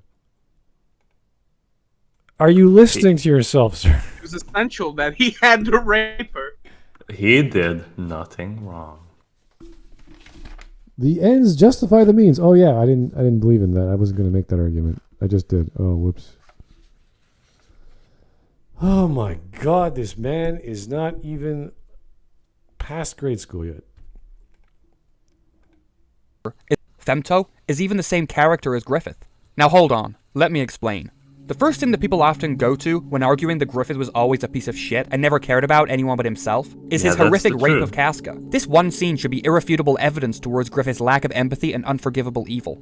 I argue that Griffith and Femto are different characters, in the sense that you can't use the actions of Femto to draw conclusions about the nature of Griffith's character pre-transformation. All right, so this is Why? this Because the is- transformation This is No, wait, hold up. No, if he wants to play that game. Here, I have a better question. Why specifically rape? Why does he specifically go for that thing? Why doesn't he just kill her and Guts and then just end it? Yeah, there's just something eerie about the fact that he didn't just fucking kill them right there instead of doing something that, how do I put it? It's the fact that, if it's not the same person, then why the flying fuck would he do the same thing? But actually, why would he do the same thing that the guy did try to rape Casca years later, or years earlier? yeah. But now, My guy. Why- He's Bro. making the argument again that there's two different characters in one body. Psychology has long dismissed multiple personalities. It now uses a term called dissociative. You can then say, if you understand a little bit of first year psych, you can say, okay, maybe there is some weird thing going on with his brain, causing him to think and act differently. Okay, but here's the thing. Griffith tried to force himself on Casca right before the eclipse happened. Yeah. That is the thing Griffith did. I just don't. I really dislike when arguments. Oh, this is a split personality. There's multiple. It just hurts my brain. Anyone who's taken first year psych knows this is a joke. In certain stories where fantasy is a real thing where you could switch bodies and all this junk, unless it's outlined that way, then okay, fine, you can make that claim. There is no claim for this. All I said in regards to this idea before was he was delirious, drunk off power because he got his body back or he got a better body, and that could be causing all kinds of weird things to your ego, but it's still Griffith. You could say he's under the influence of all these weird things happening to him, but that is not an excuse for him being evil and thus doing and committing rape. He's even saying the word rape, which is not a good thing, which means he's done something wrong. So I don't... Yeah, I say it's Griffith for the fact of he's doing a specific thing that he knew would fucking fracture Casca's mind there. He's also doing something that he himself already attempted to do prior. Like, actual minutes before he actually accomplished doing it. All right. Let's keep self. Griffith's transformation into Femto artificially stripped him of his empathy through the mystic power of the idea of evil. While Oh, you know what? He willingly got rid of it. Now he's trying to justify the multiple personalities and saying, well, when this happens, something weird is happening with his brain and all his morals are out the door. You're like, oh. Yeah, he decided by his own accord to say that let's sacrifice the entirety of the Band of the Hawk. Well, he's not even listening to himself, because if he's saying there's two different people, then the other personality is not aware of what's going on. He's not changing. So how can, unless he's implying it is aware and he has some modicum of control, which doesn't make any sense, because now we're like talking about, okay, there's one body. When he turns into this guy called Femto, now there's two personalities fighting for control, and one personality originally had to give up some morals or had an artificial whatever he said to cause the other personality to take control. Like, this is getting stupid. This is getting so ridiculous. Like, it's like a lie within a lie, and now his headcanon is trying to fill in the blanks. This is pathetic. magnified traits, meaning that the Femto that raped Casca was not the same person as the Griffith just before the transformation. You might say that this is some insane headcanon on my part, Yes. but the text spells it out plainly. It is! All their deaths are piercing through me. How strange. I can't feel anything. See, that is a contradictory statement, because if you can't feel anything, how do you know it's piercing through you? Now, does that mean physically, like there's some literal essence of the soul or death going? Oh, he literally sees the entirety of them like being destroyed by the demons, and he just doesn't feel anything about it. Yeah, so there's either something physical happening or something emotional where he's saying, I can't feel anything, meaning I can't emote whatever's happening. Like, I've never, it's kind of like, I don't know, you're jumping into hot water in a tub for the first time. I don't know what that feeling is. And then you're like, whoa, that's really hot. Like, your body has to get used to the feeling, and then it's hot. Oh, yeah. Something like that, maybe. Or he's so numb that physically he can feel it, or physically he can't feel it, even though he sees it happening. So he could see the thing, but his body can't respond. There's lots of ways to interpret sensory inputs and emotional outputs. So it's like, okay, this can mean many things. That doesn't mean he's having a moral quandary. And again, this is all under the premise that he's not a narcissist, he's not selfish, he's not jealous, he's not this and all these other negative emotions, which we just saw him having when he lost to Griffith is basically the most righteous man for this job. It's like, it's just no better person for this one. He's a sage, he's a scholar, he's a holy man. He saved the kitten from the tree. He's basically Steven Seagal. He's amazing. He saved the kid from the tree and then he raped it. How can you deny that pussy, really? Come on. Oh, God. What's this? The last tear you will ever shed. Oh, my God. This exchange between Griffith and the idea of evil during the transformation makes it clear that his ability to feel empathy and guilt has been taken away from him. How do you know that? Not through bog standard character development, but through the power of God, who even suggests... My face when. Okay, so we got poor understanding of psychology, poor understanding of what just happened in the past 5-10 minutes of the story. Now it's because God caused this. that all Again, Griffith willingly submitted to this. before he was lying, all that spiel, that was a lie. He's really a softie under all that violence. This man is actually trying to paint Griffith as a victim. And now he's blaming God. Not the God hand, not the demons, but the creator, the God. Like, I don't know what we stepped on so many red flags here. I don't know what's the point of watching any further. This guy is We gotta collect them all. the God hand told him, hey, Griffith's like, I didn't know that all this death and destruction was my fault. And they're like, yeah, you did. You knew the entire time, but you did it anyway, right? And Griffith's like, oh, okay. I guess it's time to rape. Time to rape. It's rape o'clock. I want to ask him what the definition of rape is and whether he thinks it's good or bad. Because if it's bad, It really depends on your opinion. It depends on the situation, really. okay. Apparently, somehow. When you're given, Well, the academic definition of rape is The academic definition of rape is when a man looks at a woman for 3.87 seconds.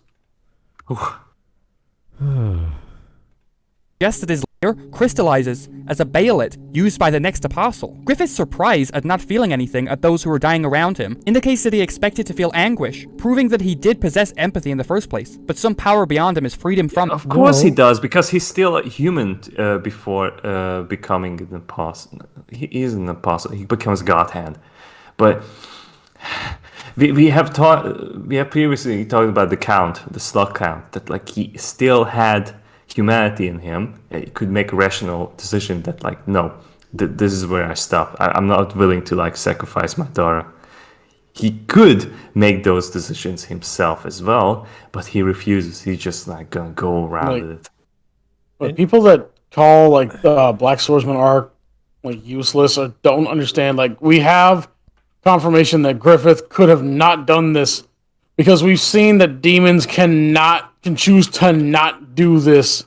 And it is the ultimate act of betrayal to do it. Yeah, he's implying that these two personalities are somehow, one of them can talk to each other but doesn't have control. The same with the other one. And that, how could he feel this if he wasn't human? So which personality is in control now? What are you talking about? Who's feeling what and remembering what? Because if now, the simplest answer is probably more accurate, where he's now this monster who can't feel anything. And his memory of what he was before is all he has left. His humanity is gone. Then this is the example of that. It's a lot simpler to see it that way than to say there's this weird dual emotional connection between these two personalities. And the really nice guy I like called Griffith, he's going, hey, how come I'm not feeling remorse? But he's not in control, even though he's aware. And this other personality called Femto, he's just there. He's not thinking those thoughts. It's like, what are you doing in your brain, sir, to come to these conclusions? I know I said it earlier, but this is some actual Sonya level takes. It is nothing more than headcanon and really stupid interpretations of it. Like headcanon is dumb by most stretches, but this is like an interpretation of headcanon, which is just, he keeps building up new headcanon to explain what came before, and not even aware of that he has to make these psychological instances to explain what's happening now. It's a mess.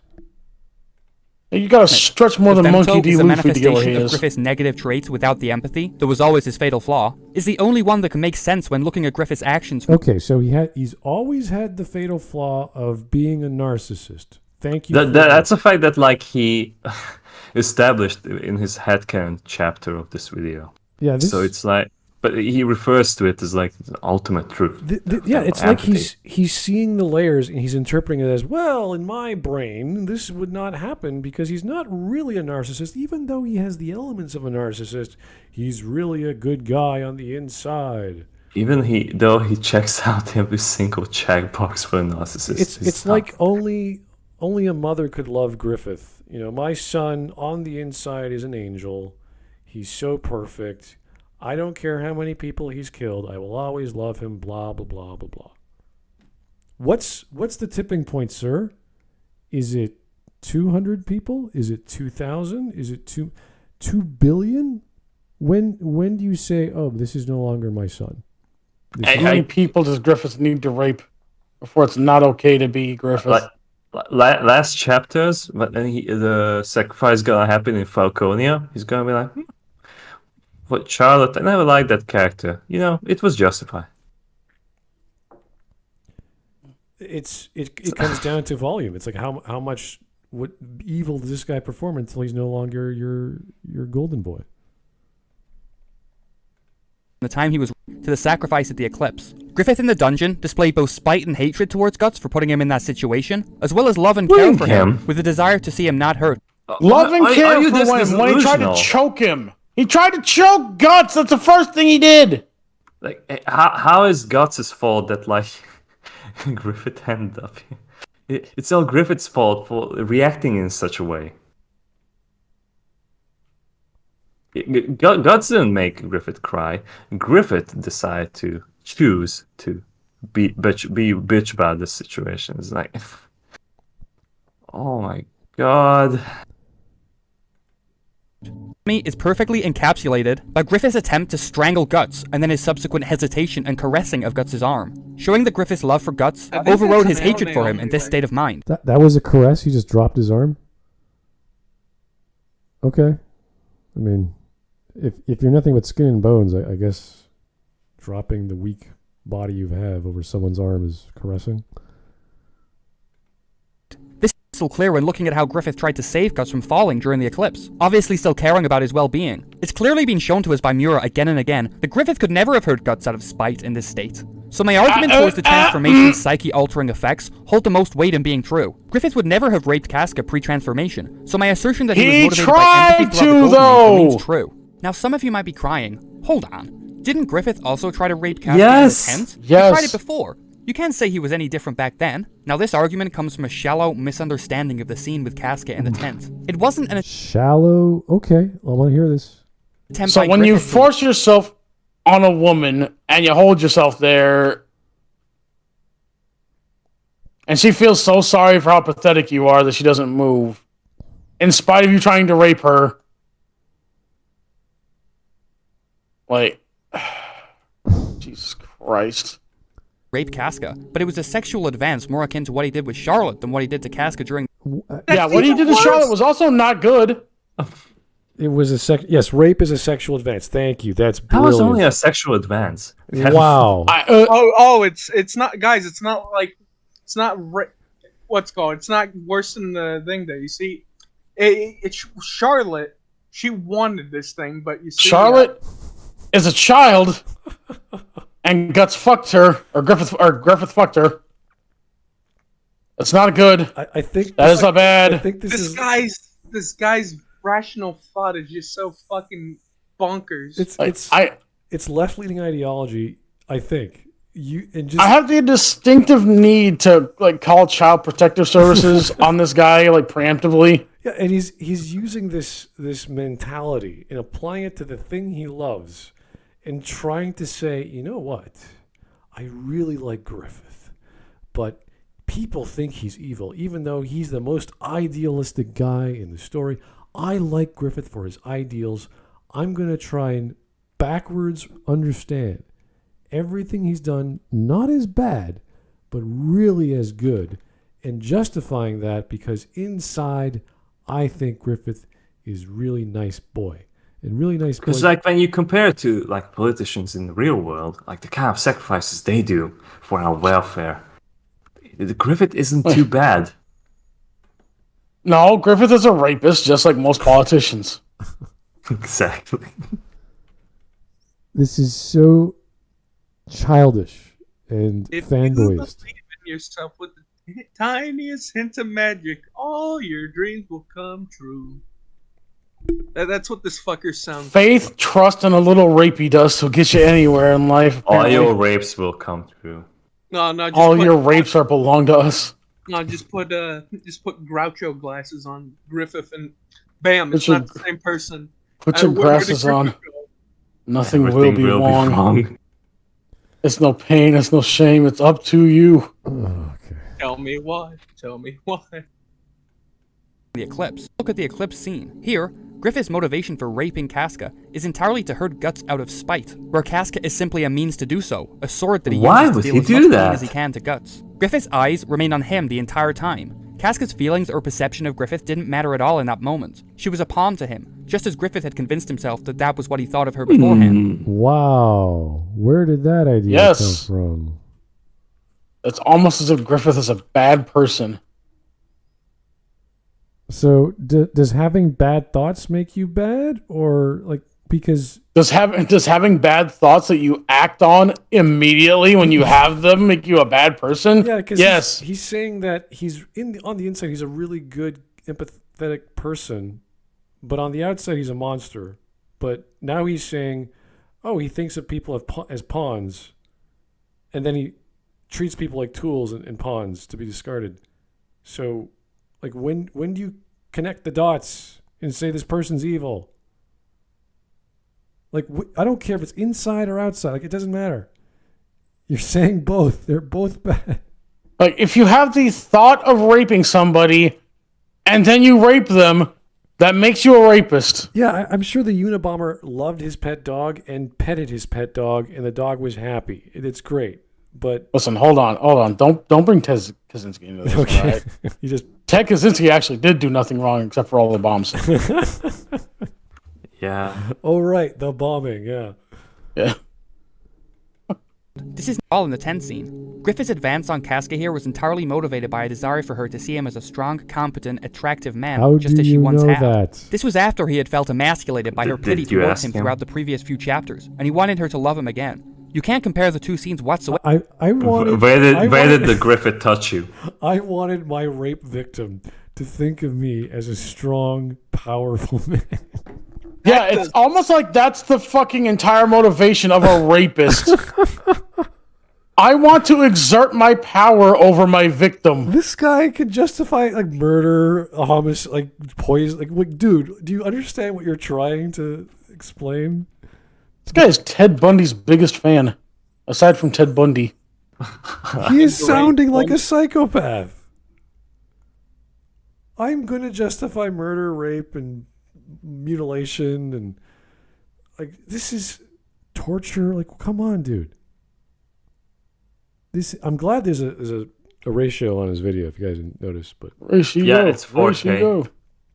it's 4K dislikes for 1K likes. I've never heard someone justifying this behavior, and honestly, this is something that his parents should probably watch and listen to. This is not good. This is Is a 19-year-old boy too a far cry to handle at this point? well, everyone talks about gun control and all these dumb problems with people getting angry and losing whatever sanity they have and shooting up a bunch of people. This sounds, even philosophically, if you want to make the argument, and all of his arguments are trash, but if you want to make the argument that we got to talk to kids like this is a big example of, hey, dude, let's have a chat. Not the dumb chat like, how many video games do you play? No. Why did you make this video? Please tell us. I want to know. Because any fan or any knowledgeable fan of Berserk or manga or anime will say, yeah, this is really messed up. Because there's plenty of manga out there with rape. The only time it's ever made any rational sense is when the victim. There's actually a comic called Rape Man. That's kind of funny. Yes, the best. The actual The best victims superhero. are they feel as if a weight has been lifted off them, and it's not depicted as rape, even though it is rape, which is hard to interpret. It's kind of controversial in that regard because the Japanese they'll write stories about anything. There's a story I can't remember. Was it called Something Made? It was written in the 80s, I think, or the 70s. I can't remember what it was. It's a story of a woman who is pretty much a prostitute, and she's immortal. and her body gets mutilated. All these horrific acts happen to her. People pay for her services, and she just comes back together the next morning and leaves. Brutal. But they like telling stories like this. They like telling controversial stories. That's fine. But for me to go around and start saying, well, this is great. This is what the future should be. This is what we should have. We should have these disposable women who are just there for fantasy and blah, blah, blah. Like, people would like, okay, something's wrong with me. Like, something's really wrong if you think that way and you want to create a future like that and all this other jazz. This is kind of what this guy is doing. He's justifying horrific acts, which the narrative is very clear on. The characterization is also very clear on. You could interpret it and saying, yeah, he could have a split personality. Yeah, he's really a nice guy. Yeah, he really cares about the end justifying the means, even though I'm arguing the ends don't justify the means when I'm arguing the ends justify the means.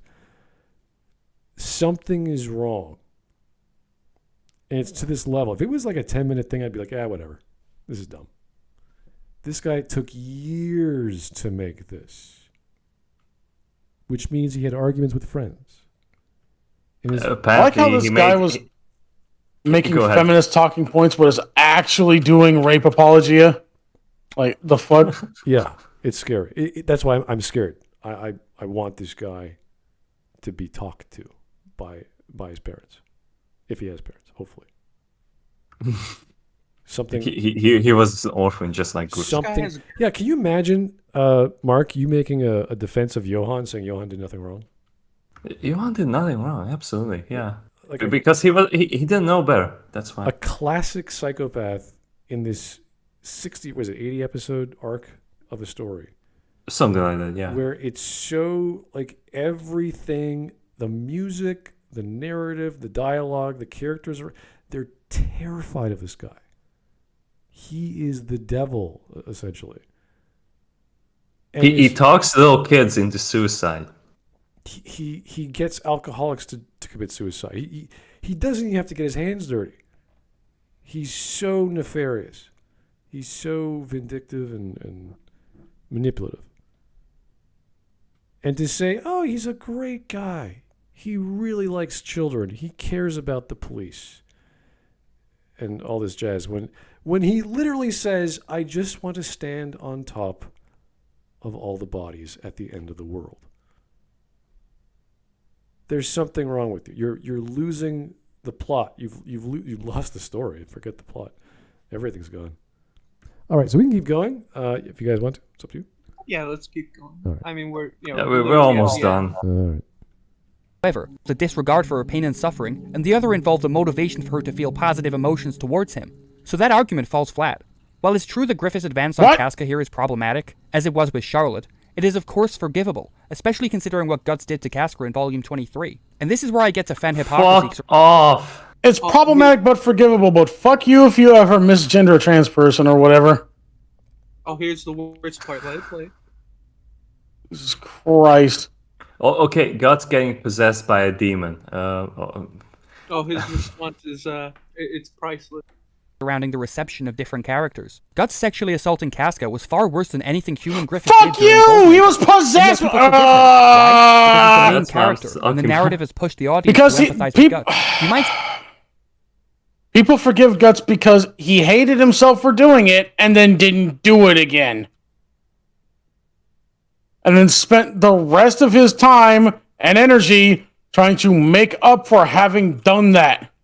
How did that fact escape him that he was possessed? Like this, because he said like Guts raped Casca. No.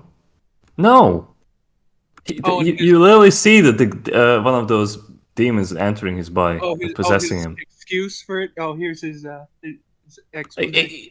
He worked on his garbage for several years for Griffith to like save him from rape. Position when he did that to her. Being recently possessed by spirits and having been exhausted from protecting her? Yes. One, that is not an excuse. And two, have you seen Griffith's mental state during that time? The most hilarious defense of Guts here is that it wasn't Guts, but his Beast of Darkness. Like, motherfucker, the Beast of Darkness isn't real. It's a metaphorical manifestation of his shadow. You can't defend Guts' actions by saying it's just the negative side of him. Guts clearly didn't possess enough empathy here to stop himself from doing what he did. That's not at all the case with Femto, whose empathy had been artificially stripped from him. The fact that you can believe that the Beast of Darkness is a separate entity to Guts that appeared out of the ether with no explanation, but find it far-fetched that Femto is the negative half of Griffith, as mystically altered through the transformation, is insane to me. The selective reasoning for Berserk fans is infuriating. The last and biggest piece of evidence towards the transformation artificially stripping Femto of his empathy during the transformation is Griffith's words at the Hill of Swords. After the transformation, he returned there to see if he still felt anything towards those that had died for his dream, which would indicate the presence of empathy. And when he didn't feel anything, he exclaims that he's finally free. The only thing he felt at all in the sequence was towards Casca, indicating that the only positive emotions he feels towards people now come from the cursed child inside of him. So now that I've laid out my defense of Golden Age Griffith as being a separate entity to Femto, why would Miura write this story so that Femto is an entirely different character? Doesn't that make Berserk bad? Not at all. To explain why this is such a genius move, we have to look at the whole context of Griffith's character. Holy shit, this... None of what you said made sense. None of it. Absolutely none of it. The transformation essentially alters your being into one that you always desired to be. And for Griffith, that was always one with a ruthless, cold-hearted regard for those fuck around off. him, I with a refuse to certain lack of believe... empathy, as that is what... There was a fucking guy that looked like a plucked chicken running around in the eclipse. I refuse to believe that any motherfucker wanted to be that. Fuck off. Oh, but just his thing of, it's just a metaphor. Oh, I didn't see this another version of the fucking Beast of Darkness when fucking Griffith was banging Charlotte. Where did that? I don't see it there. Fucking, I'm the Count, right? I'm the Count. I'm already a big-headed dude with no hair, and I'm struggling with my weight as it is. So what do I want to do? I want to be a big, fat, disgusting slug with two faces and a bunch of tentacles. That's definitely what I want to be. At least the Count didn't sacrifice his fucking daughter. But yeah, the Count is a better person than Griff. The fucking guy that eats people and executes them via fucking Holy Inquisition for fun. The guy that held another man's jaw open and then vomited a slug into his mouth is the guy that's better than Griffith.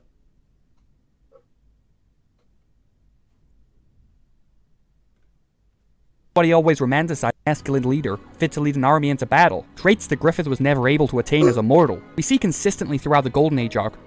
Nothing says strong masculine leader like a guy in a gimp suit and purple lipstick.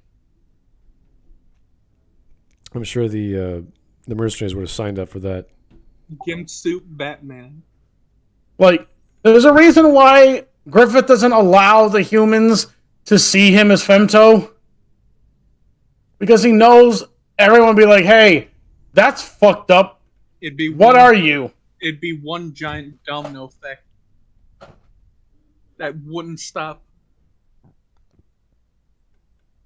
Griffith himself and those around him that he's a cold, calculated man who takes what he wants and would use anyone without care in order to achieve his goal. When truly, his persona was a wobbly one which he couldn't fully adopt due to his personality being too empathetic and caring to be able to manifest that. Wobbly? Wobbly, yeah. Wobbly? Go back. In order to achieve his goal. When truly, his persona was a wobbly one which he couldn't fully adopt due to his personality being too empathetic and caring to be able to manifest that ideal within himself. He wished desperately that he could encapsulate these toxically masculine ideals so that he could continue fighting without caring for the deaths of the men who died for him. While ironically, they were the reason he kept on fighting in the first place. How could such a weak-willed man fight on? It's not toxically masculine for him to rape somebody that died for him. But in the end, it's no use. His gay love for Guts and the emotional pain he felt when losing him caused his persona to shatter. It's no use. Take this. The gay is too video strong. essay. The gay is too strong in the good Griffith, therefore he has to kill everyone. Okay. So it's you're proving that like anyone who's homosexual is like a tyrannical genocide. And that's okay because they are the gay. They are the gay. Happy Narcissism Month. Every single time. What a crazy statement. That was like that past 30 seconds of my brain is like, wow. Fucking be gay, do rape. It's okay when you're gay. All right. Jordan Peterson out there. This is known as the disintegration Oh, of Oh my fuck you. god, we need a second bingo card. What is happening? Jordan Peterson. Centaurs. What's next? Donald Trump and Joe Biden and Greta Thunberg? Like, what's, I don't know. Climate change could be next. I don't know. This guy. Griffith is trying to fight climate change by introducing monsters to cull the human population. He's trying to sacrifice humanity to prevent climate change. I think in the medieval ages, surviving is more important than a little bad weather here and now. Yeah, I don't think they understood what carbon dioxide would even conceivably be. Anyway, Jordan Peterson. persona in Jungian psychology, because I know you guys love tying Berserk into Jung. He was left broken and spiraled into a depression that led to his downfall. This narrative downfall is essentially Mura's lesson to the audience of the dangers of pursuing unrealistic. It was a downfall that he fucking that he caused to himself. What? Because of his fucking shitty act. What is a brain, a football helmet, and a power button? What the hell am I looking at? Appearance of hardness. What's See, what's the appearance? when you play football, when you use your brain to play football, you turn off video games. That way you can focus more on football. And that makes you rape Casca. Who made this diagram? This is brilliant. But like, didn't he just say Jordan Peterson? Well, yeah, he then. See, Jordan Peterson makes you play football. Makes you play football because the power button is activating your brain. See, Jordan Peterson turned off your computer and told you to straighten your life out, bucko, and then you raped Casca. Is this no the case? It wasn't made on April the 1st. This guy has an actual YouTube channel that he does other crap like this, I assume. So this isn't a joke. He actually found this image somewhere, strongly believes in it, just finished talking about Jung because he mentioned Peterson. Does he think Miura was thinking of toxic masculinity in the 90s when he wrote that? When he wrote was it the Golden Age, or I don't know? This is whatever you want to interpret this scene as. Yeah, the eclipse happened in like early 90s. Yeah, but then you're thinking like, okay, the Golden Age would be that femto is toxically masculine because of whatever reason. I mean, I'm sure that retard idea existed in the 90s. Yeah, this is only on American college campuses. This is like current morals or current year ethics. Let's apply that to this book I read 30 years ago, or some nonsense. This is not even part of any curriculum regarding psychology. This has nothing to do with sociology either. So where is he getting this? Anyway, this is hilarious. This is now a farce. Feels, and how emotional repression leads to a lack of communication in relationships, leading to their breakdown and a potential loss of all you hold. Emotional repression leads to a lack of communication, or you just talk about other things. Or you just rape. I'm emotionally repressed over my not gay lover because I might be gay. So much I have sex with a woman. Like, okay. Huh? Dear. To be like Guts, someone who opens up and lets people in to show your vulnerability, so that you can eventually heal. And not like Griffith, who rejected offers of support and affection from Casca. So don't be like the guy who did nothing wrong. Oh, okay. By denying humanity, which led to his downfall. Griffith. So denying humanity was the good call? Is that what you're saying? Because he's listing a lot of bad things that Griffith has done, but apparently that's all. It's almost as if his subconscious knows the truth. Yeah. Maybe his real self knows the truth, Oh, but no. like Maybe his Femto shadow is self. right now. Is- Femto is in control His right now. femto is making him say all this dumb shit. It's stripped away from his empathy. He has to join the Midnight Channel to find out what's really inside him. His story of toxic masculinity, which leads men to What? pursue a life of loneliness and a lack of meaningful relationships. I don't even know what he's talking about. Oh. Eventually resulting in suicide. Griffith was a It's society. I hope Griffith kills himself. Griffith's it's society's fault that It's society's fault that he raped somebody. Society's fault.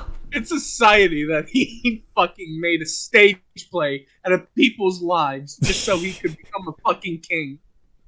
You know, if I was a thinking man, I would say that making excuses for rape by blaming my society TM is something that would happen in a rape culture. Oh, God, do I need a drink? I don't know. I think we need some whiskey, each and every one of us. The victim large, one that necessitated the pursuit of a toxically masculine ideal A in order to find pursuit, success okay. in a patriarchal society built around the Prosciutto. exploitation of men to die as cannon fodder, and women as helpless victims of war and disempowering social structures, resulting in sexual violence. Disempowering social structures where a series of demons completely suppress dozens of men and women in this, whatever you want to call that, eclipse event, which destroyed social structures. Okay, yeah. The social structures were destroyed, I agree, by the death of everyone. But Yes, the social structure of the Band of the Hawk definitely died in the eclipse. he is 100% correct. That did occur. The Euro could have simply this message of anti-toxic masculinity and the consequences of emotional repression through Griffith's loss of everything and eventual becoming of a frail shell of his former self, and that would have been a perfectly serviceable story. But instead, Berserk decided to go full-on meta. It's not enough just to show the consequences of the pursuit of such a harmful ideal when a person is unable to attain it, but what if they were theoretically able to? What if someone truly embodied the hyper-masculine ideal that Griffith attempted to pursue? One of overpowering dominance over women. Pursue? You can't do that twice. Pursue. There is no H in that word. No, Bears. You see, the reason he's saying pursue is pursue of every 10 person that's built on his empire. My new empire? I will build this empire. I think I have provided peace, freedom, and pursue for my new empire. I think he's just using terms. Berserk went meta. What if the super strong man was toxically masculine and able to fulfill his dreams? Like, what? What are we talking about now? Nothing. Is this like saying nothing? Some feminist ideology left? This is a gender studies fucking term paper. Yeah, like this is video. This is like looking at the lens with feminism, but turning it around 180 degrees, and and it's like a microscope. Instead of bringing it out, you're like looking at it from like 1,000 feet in the air, going, look, toxic masculinity, the whole thing. You're like, what are you talking about? That's what it's all about. Like, no, you're using the lens wrong, sir. And originality as a strength. What would that look like? That's where the transformation comes in. It turned Griffith into what he desired to be most in the world. His ideal self in his own mind, which was one that embodied toxic masculinity. That is what Femto represents in this scene. Okay, so Femto is Griffith. So he became a toxic male, or whatever is bad. Again, he did something wrong. He became the bad thing. He decided to become the worst version of himself. Yes, that is correct. I'm just having a problem of logic with this fellow. Like, he's not understanding the words he's using as like, this is a bad thing. Oh yeah, rape. Yeah, you're right. Rape is bad. Rape is bad. By the way, Griffith did that. Listen, it's justifiable because it's the character I like, but it's not justifiable when Guts almost did it but didn't actually. I know when we get to criminal law, they really focus on the mens rea and actus reus. Like, you have the intent, and yes, before he became Femto, he had all this intent to do all these horrible things. He just couldn't physically do them because he was so weak. So if he was able to do them, then would that be bad?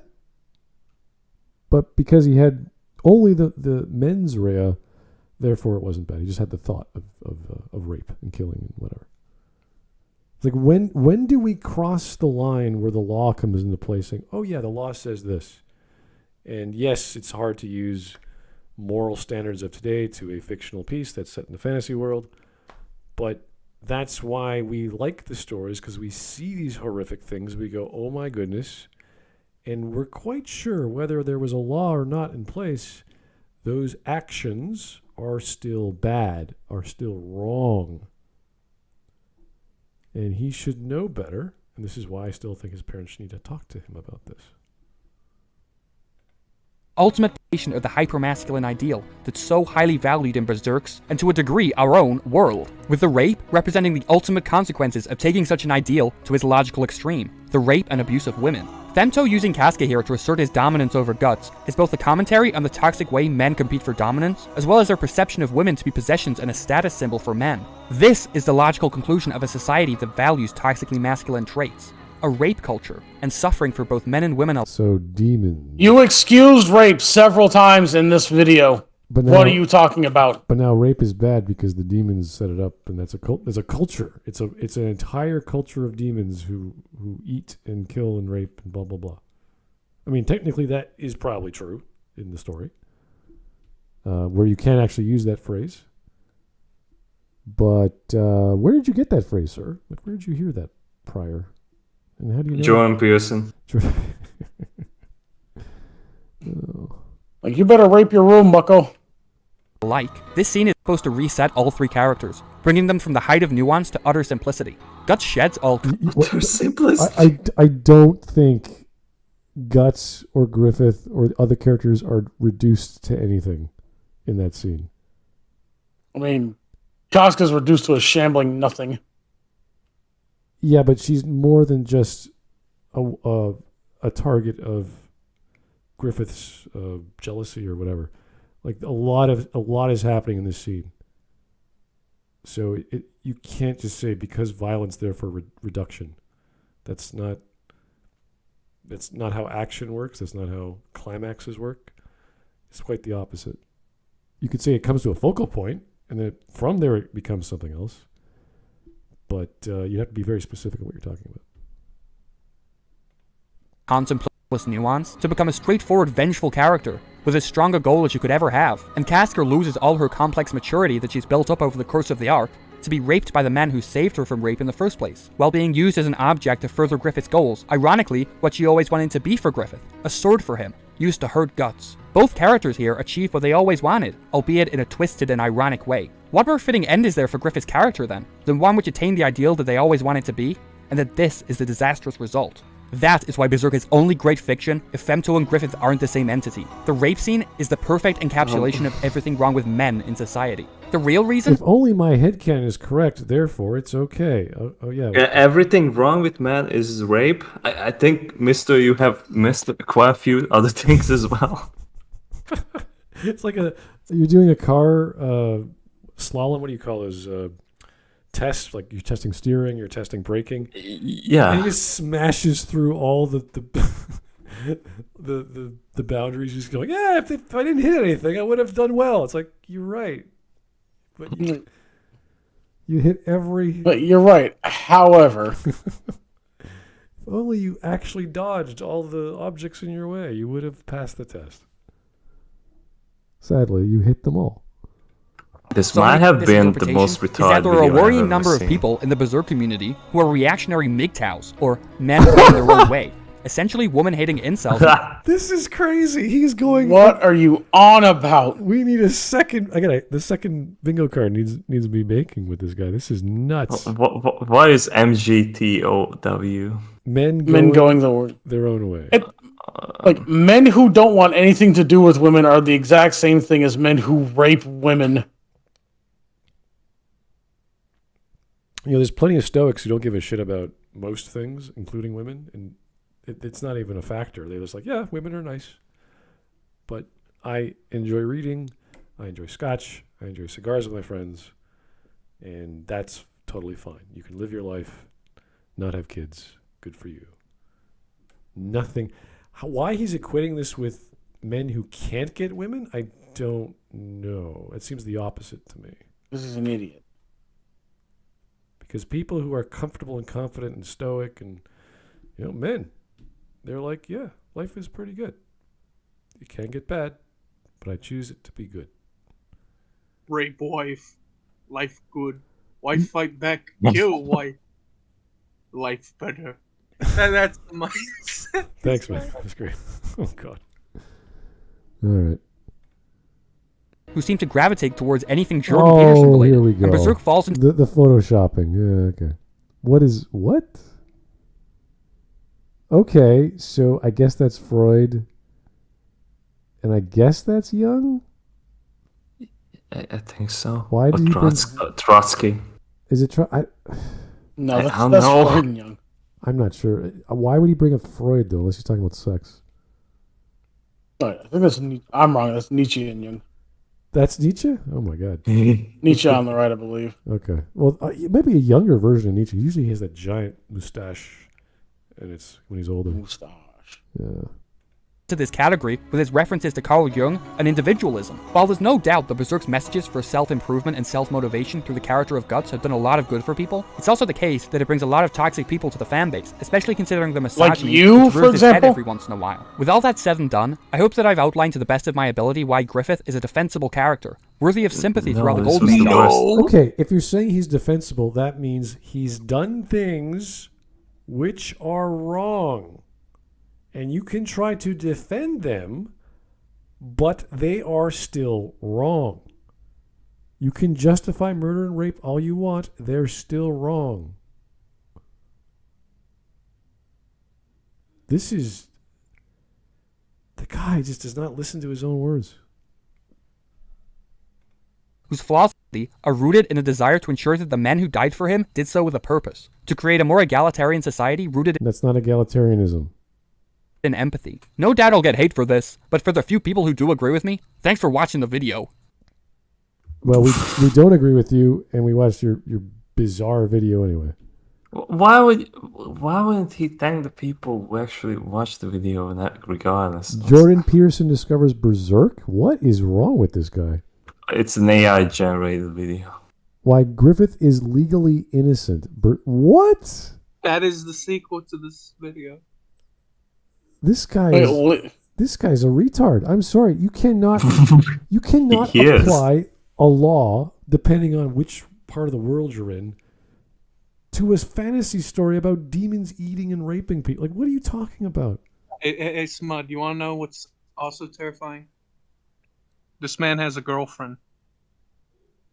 Oh, boy. like, does it count as a girlfriend if you have someone tied up in your basement with fucking wire and shit?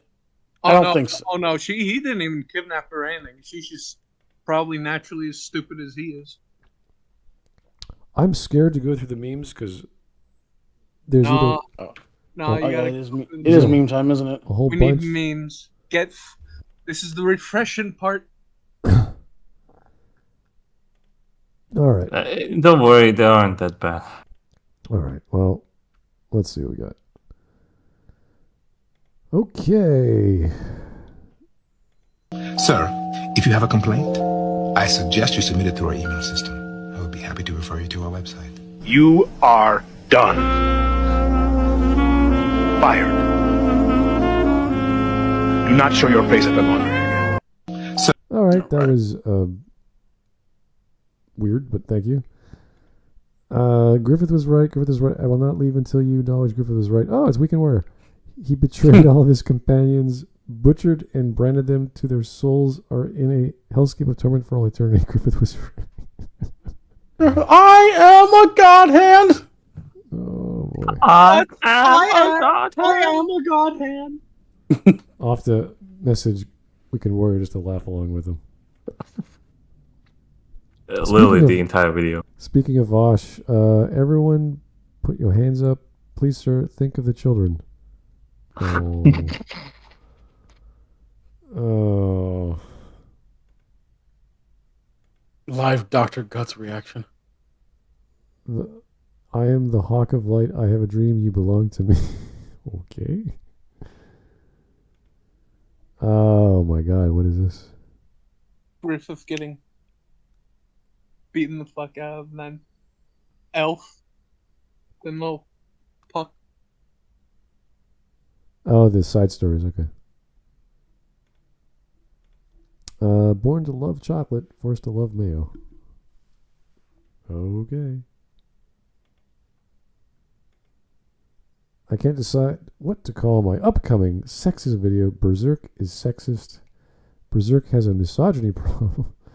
Art of a rape scene. Berserk. I don't know if that's a very good way to interpret a rape scene when you have magical demons. Berserk. Why Berserk 1987 ending is perfect. No, it's got a bunch of problems a bit. Mainly One vote. The fuck is a certain night there. Oh dear. This guy should not be allowed to watch cartoons anymore. What? Burke. Okay.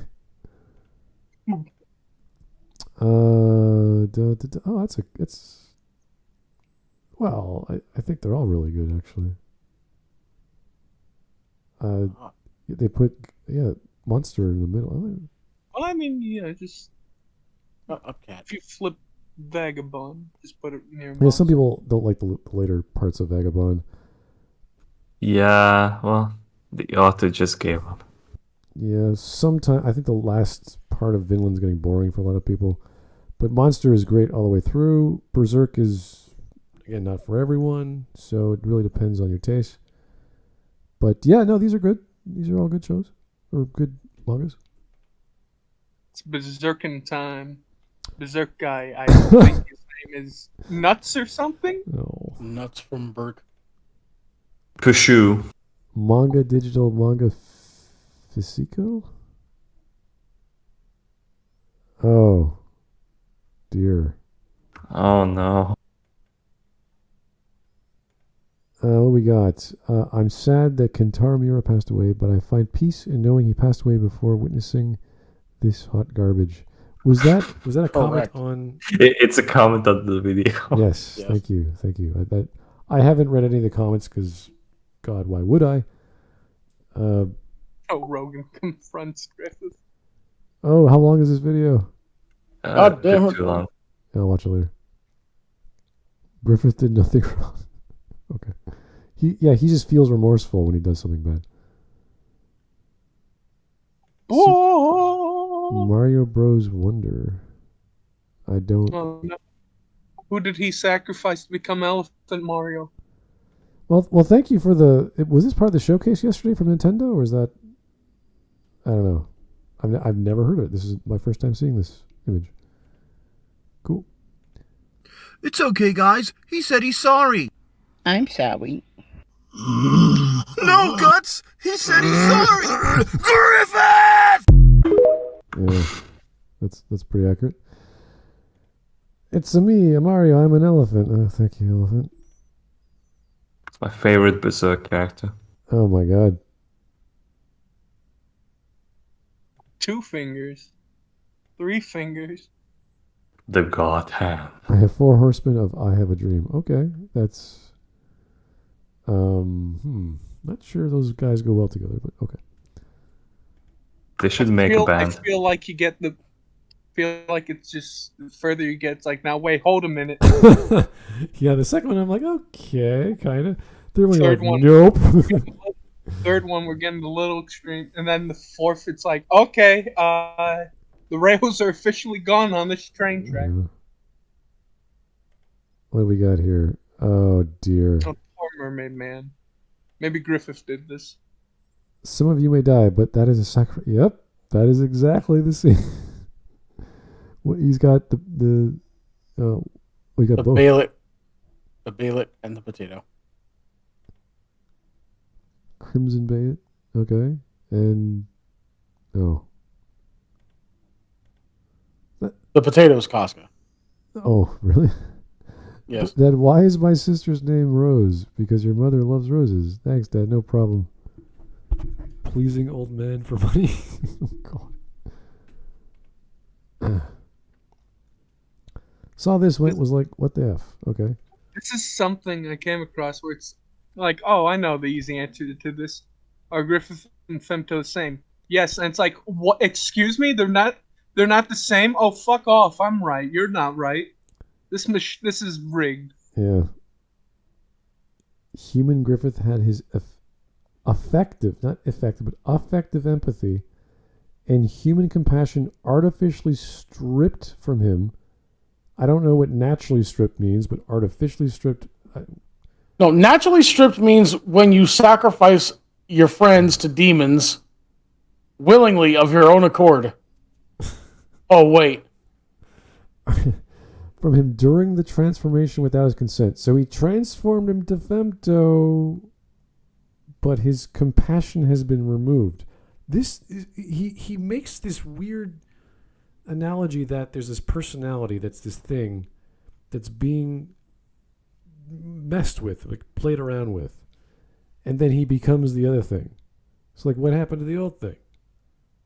Like these people have to stop doing this. It's almost like he's not accepting the fact that that's the true Griffith. Yeah, they got to play mind games with the mind as if they understand consciousness to any capacity. Realize that this has nothing to do with psychology and just make shit up. Femto is Griffith's negative side manifest. Oh, so it is Griffith.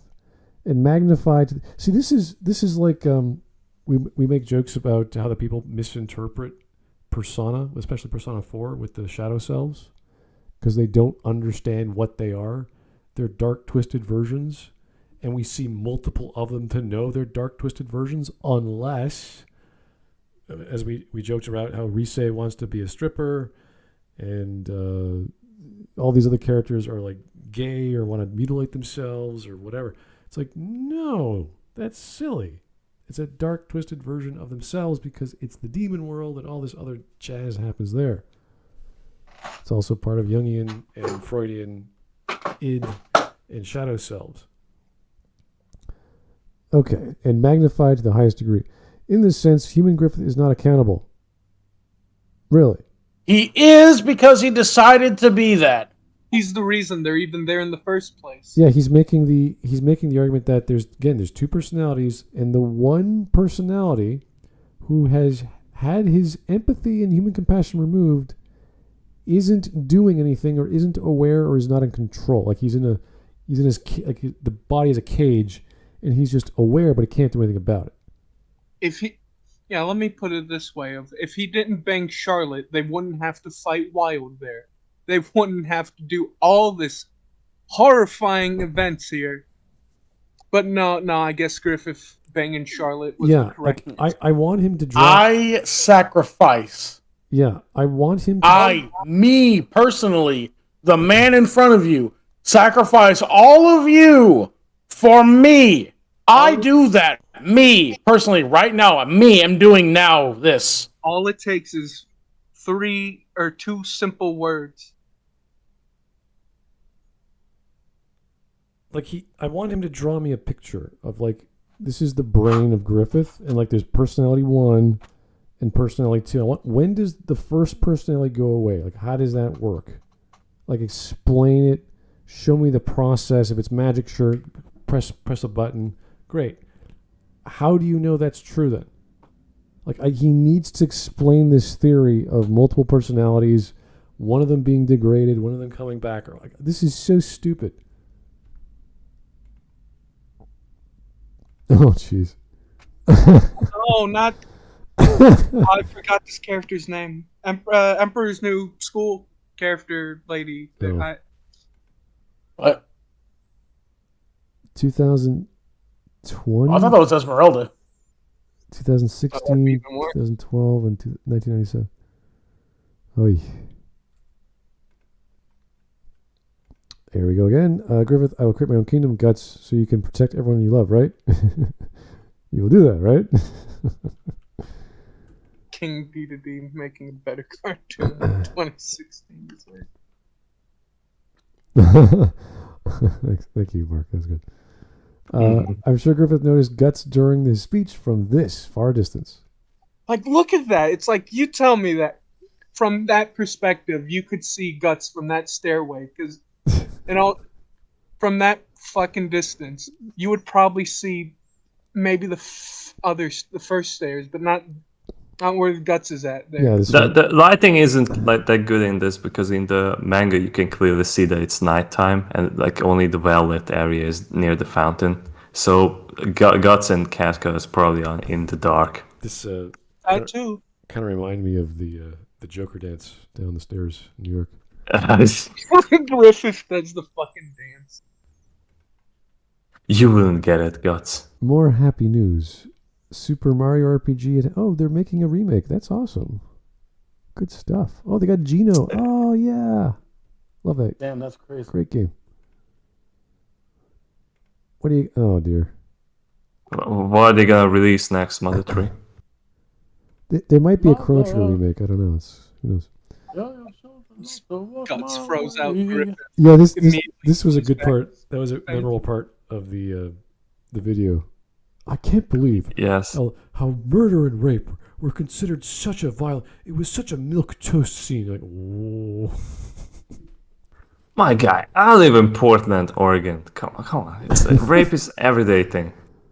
Oh boy. Good God, what is? I don't want to know. Ooh. Snooky one, smoosh smoosh. What did you do to the band? You what? I sacrificed them. Oh. It would have been funnier if the next scene was just dried up SpongeBob. Bears, I have the instinctive need to call Child Protective Services preemptively. This is on May the 20th. One of the most slimy responses I get to my criticism of Casca's rape being too sexualized is the idea that I only think that because I find the scene hot, I'm into rape. I suppose every person outraged at the sexualization of children and cuties is a pedophile. How does those two even... Why is he saying the quiet part so out loud? Why is this? If you find rape to be sexualized, then you find it sexual in some way. Like, there's a part of you that thinks, oh, this is sex, and not, oh, this is terrifying and horrific what is happening right now. So yes, on some level, you do. I remember liking the character Logain in Dragon Age. I wouldn't turn around and say, you know what, let me try and argue my way out of this, that he wasn't the bad guy and everything he did was right. He did nothing wrong. Trying to kill people was not bad. Actually killing people was just, that's life. People die. Like, you can't, there's all these events, he does bad things. He did all of that for the kingdom. Yeah, again. And anyway, here's the mean side of Nug Crusher. Have fun with that. It's always, when it comes down to gaining power or abusing others to get power, it's like you're just trying to justify your bad actions for good actions or a good outcome. And he doesn't even know that.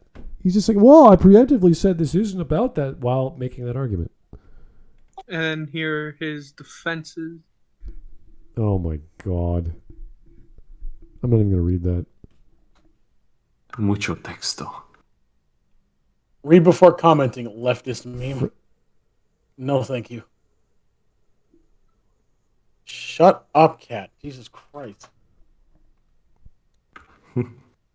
This was the worst Berserk take I have ever seen. This was... I think it can get any worse. This was the fanboyish with ideology... with stupidity. It was like this combination of perfect storm things happening. And his arguments were so dumb. Like we've covered Maggie May. She makes statements with Trump and all this other Jordan Peterson crap, but she's crazy. We get it.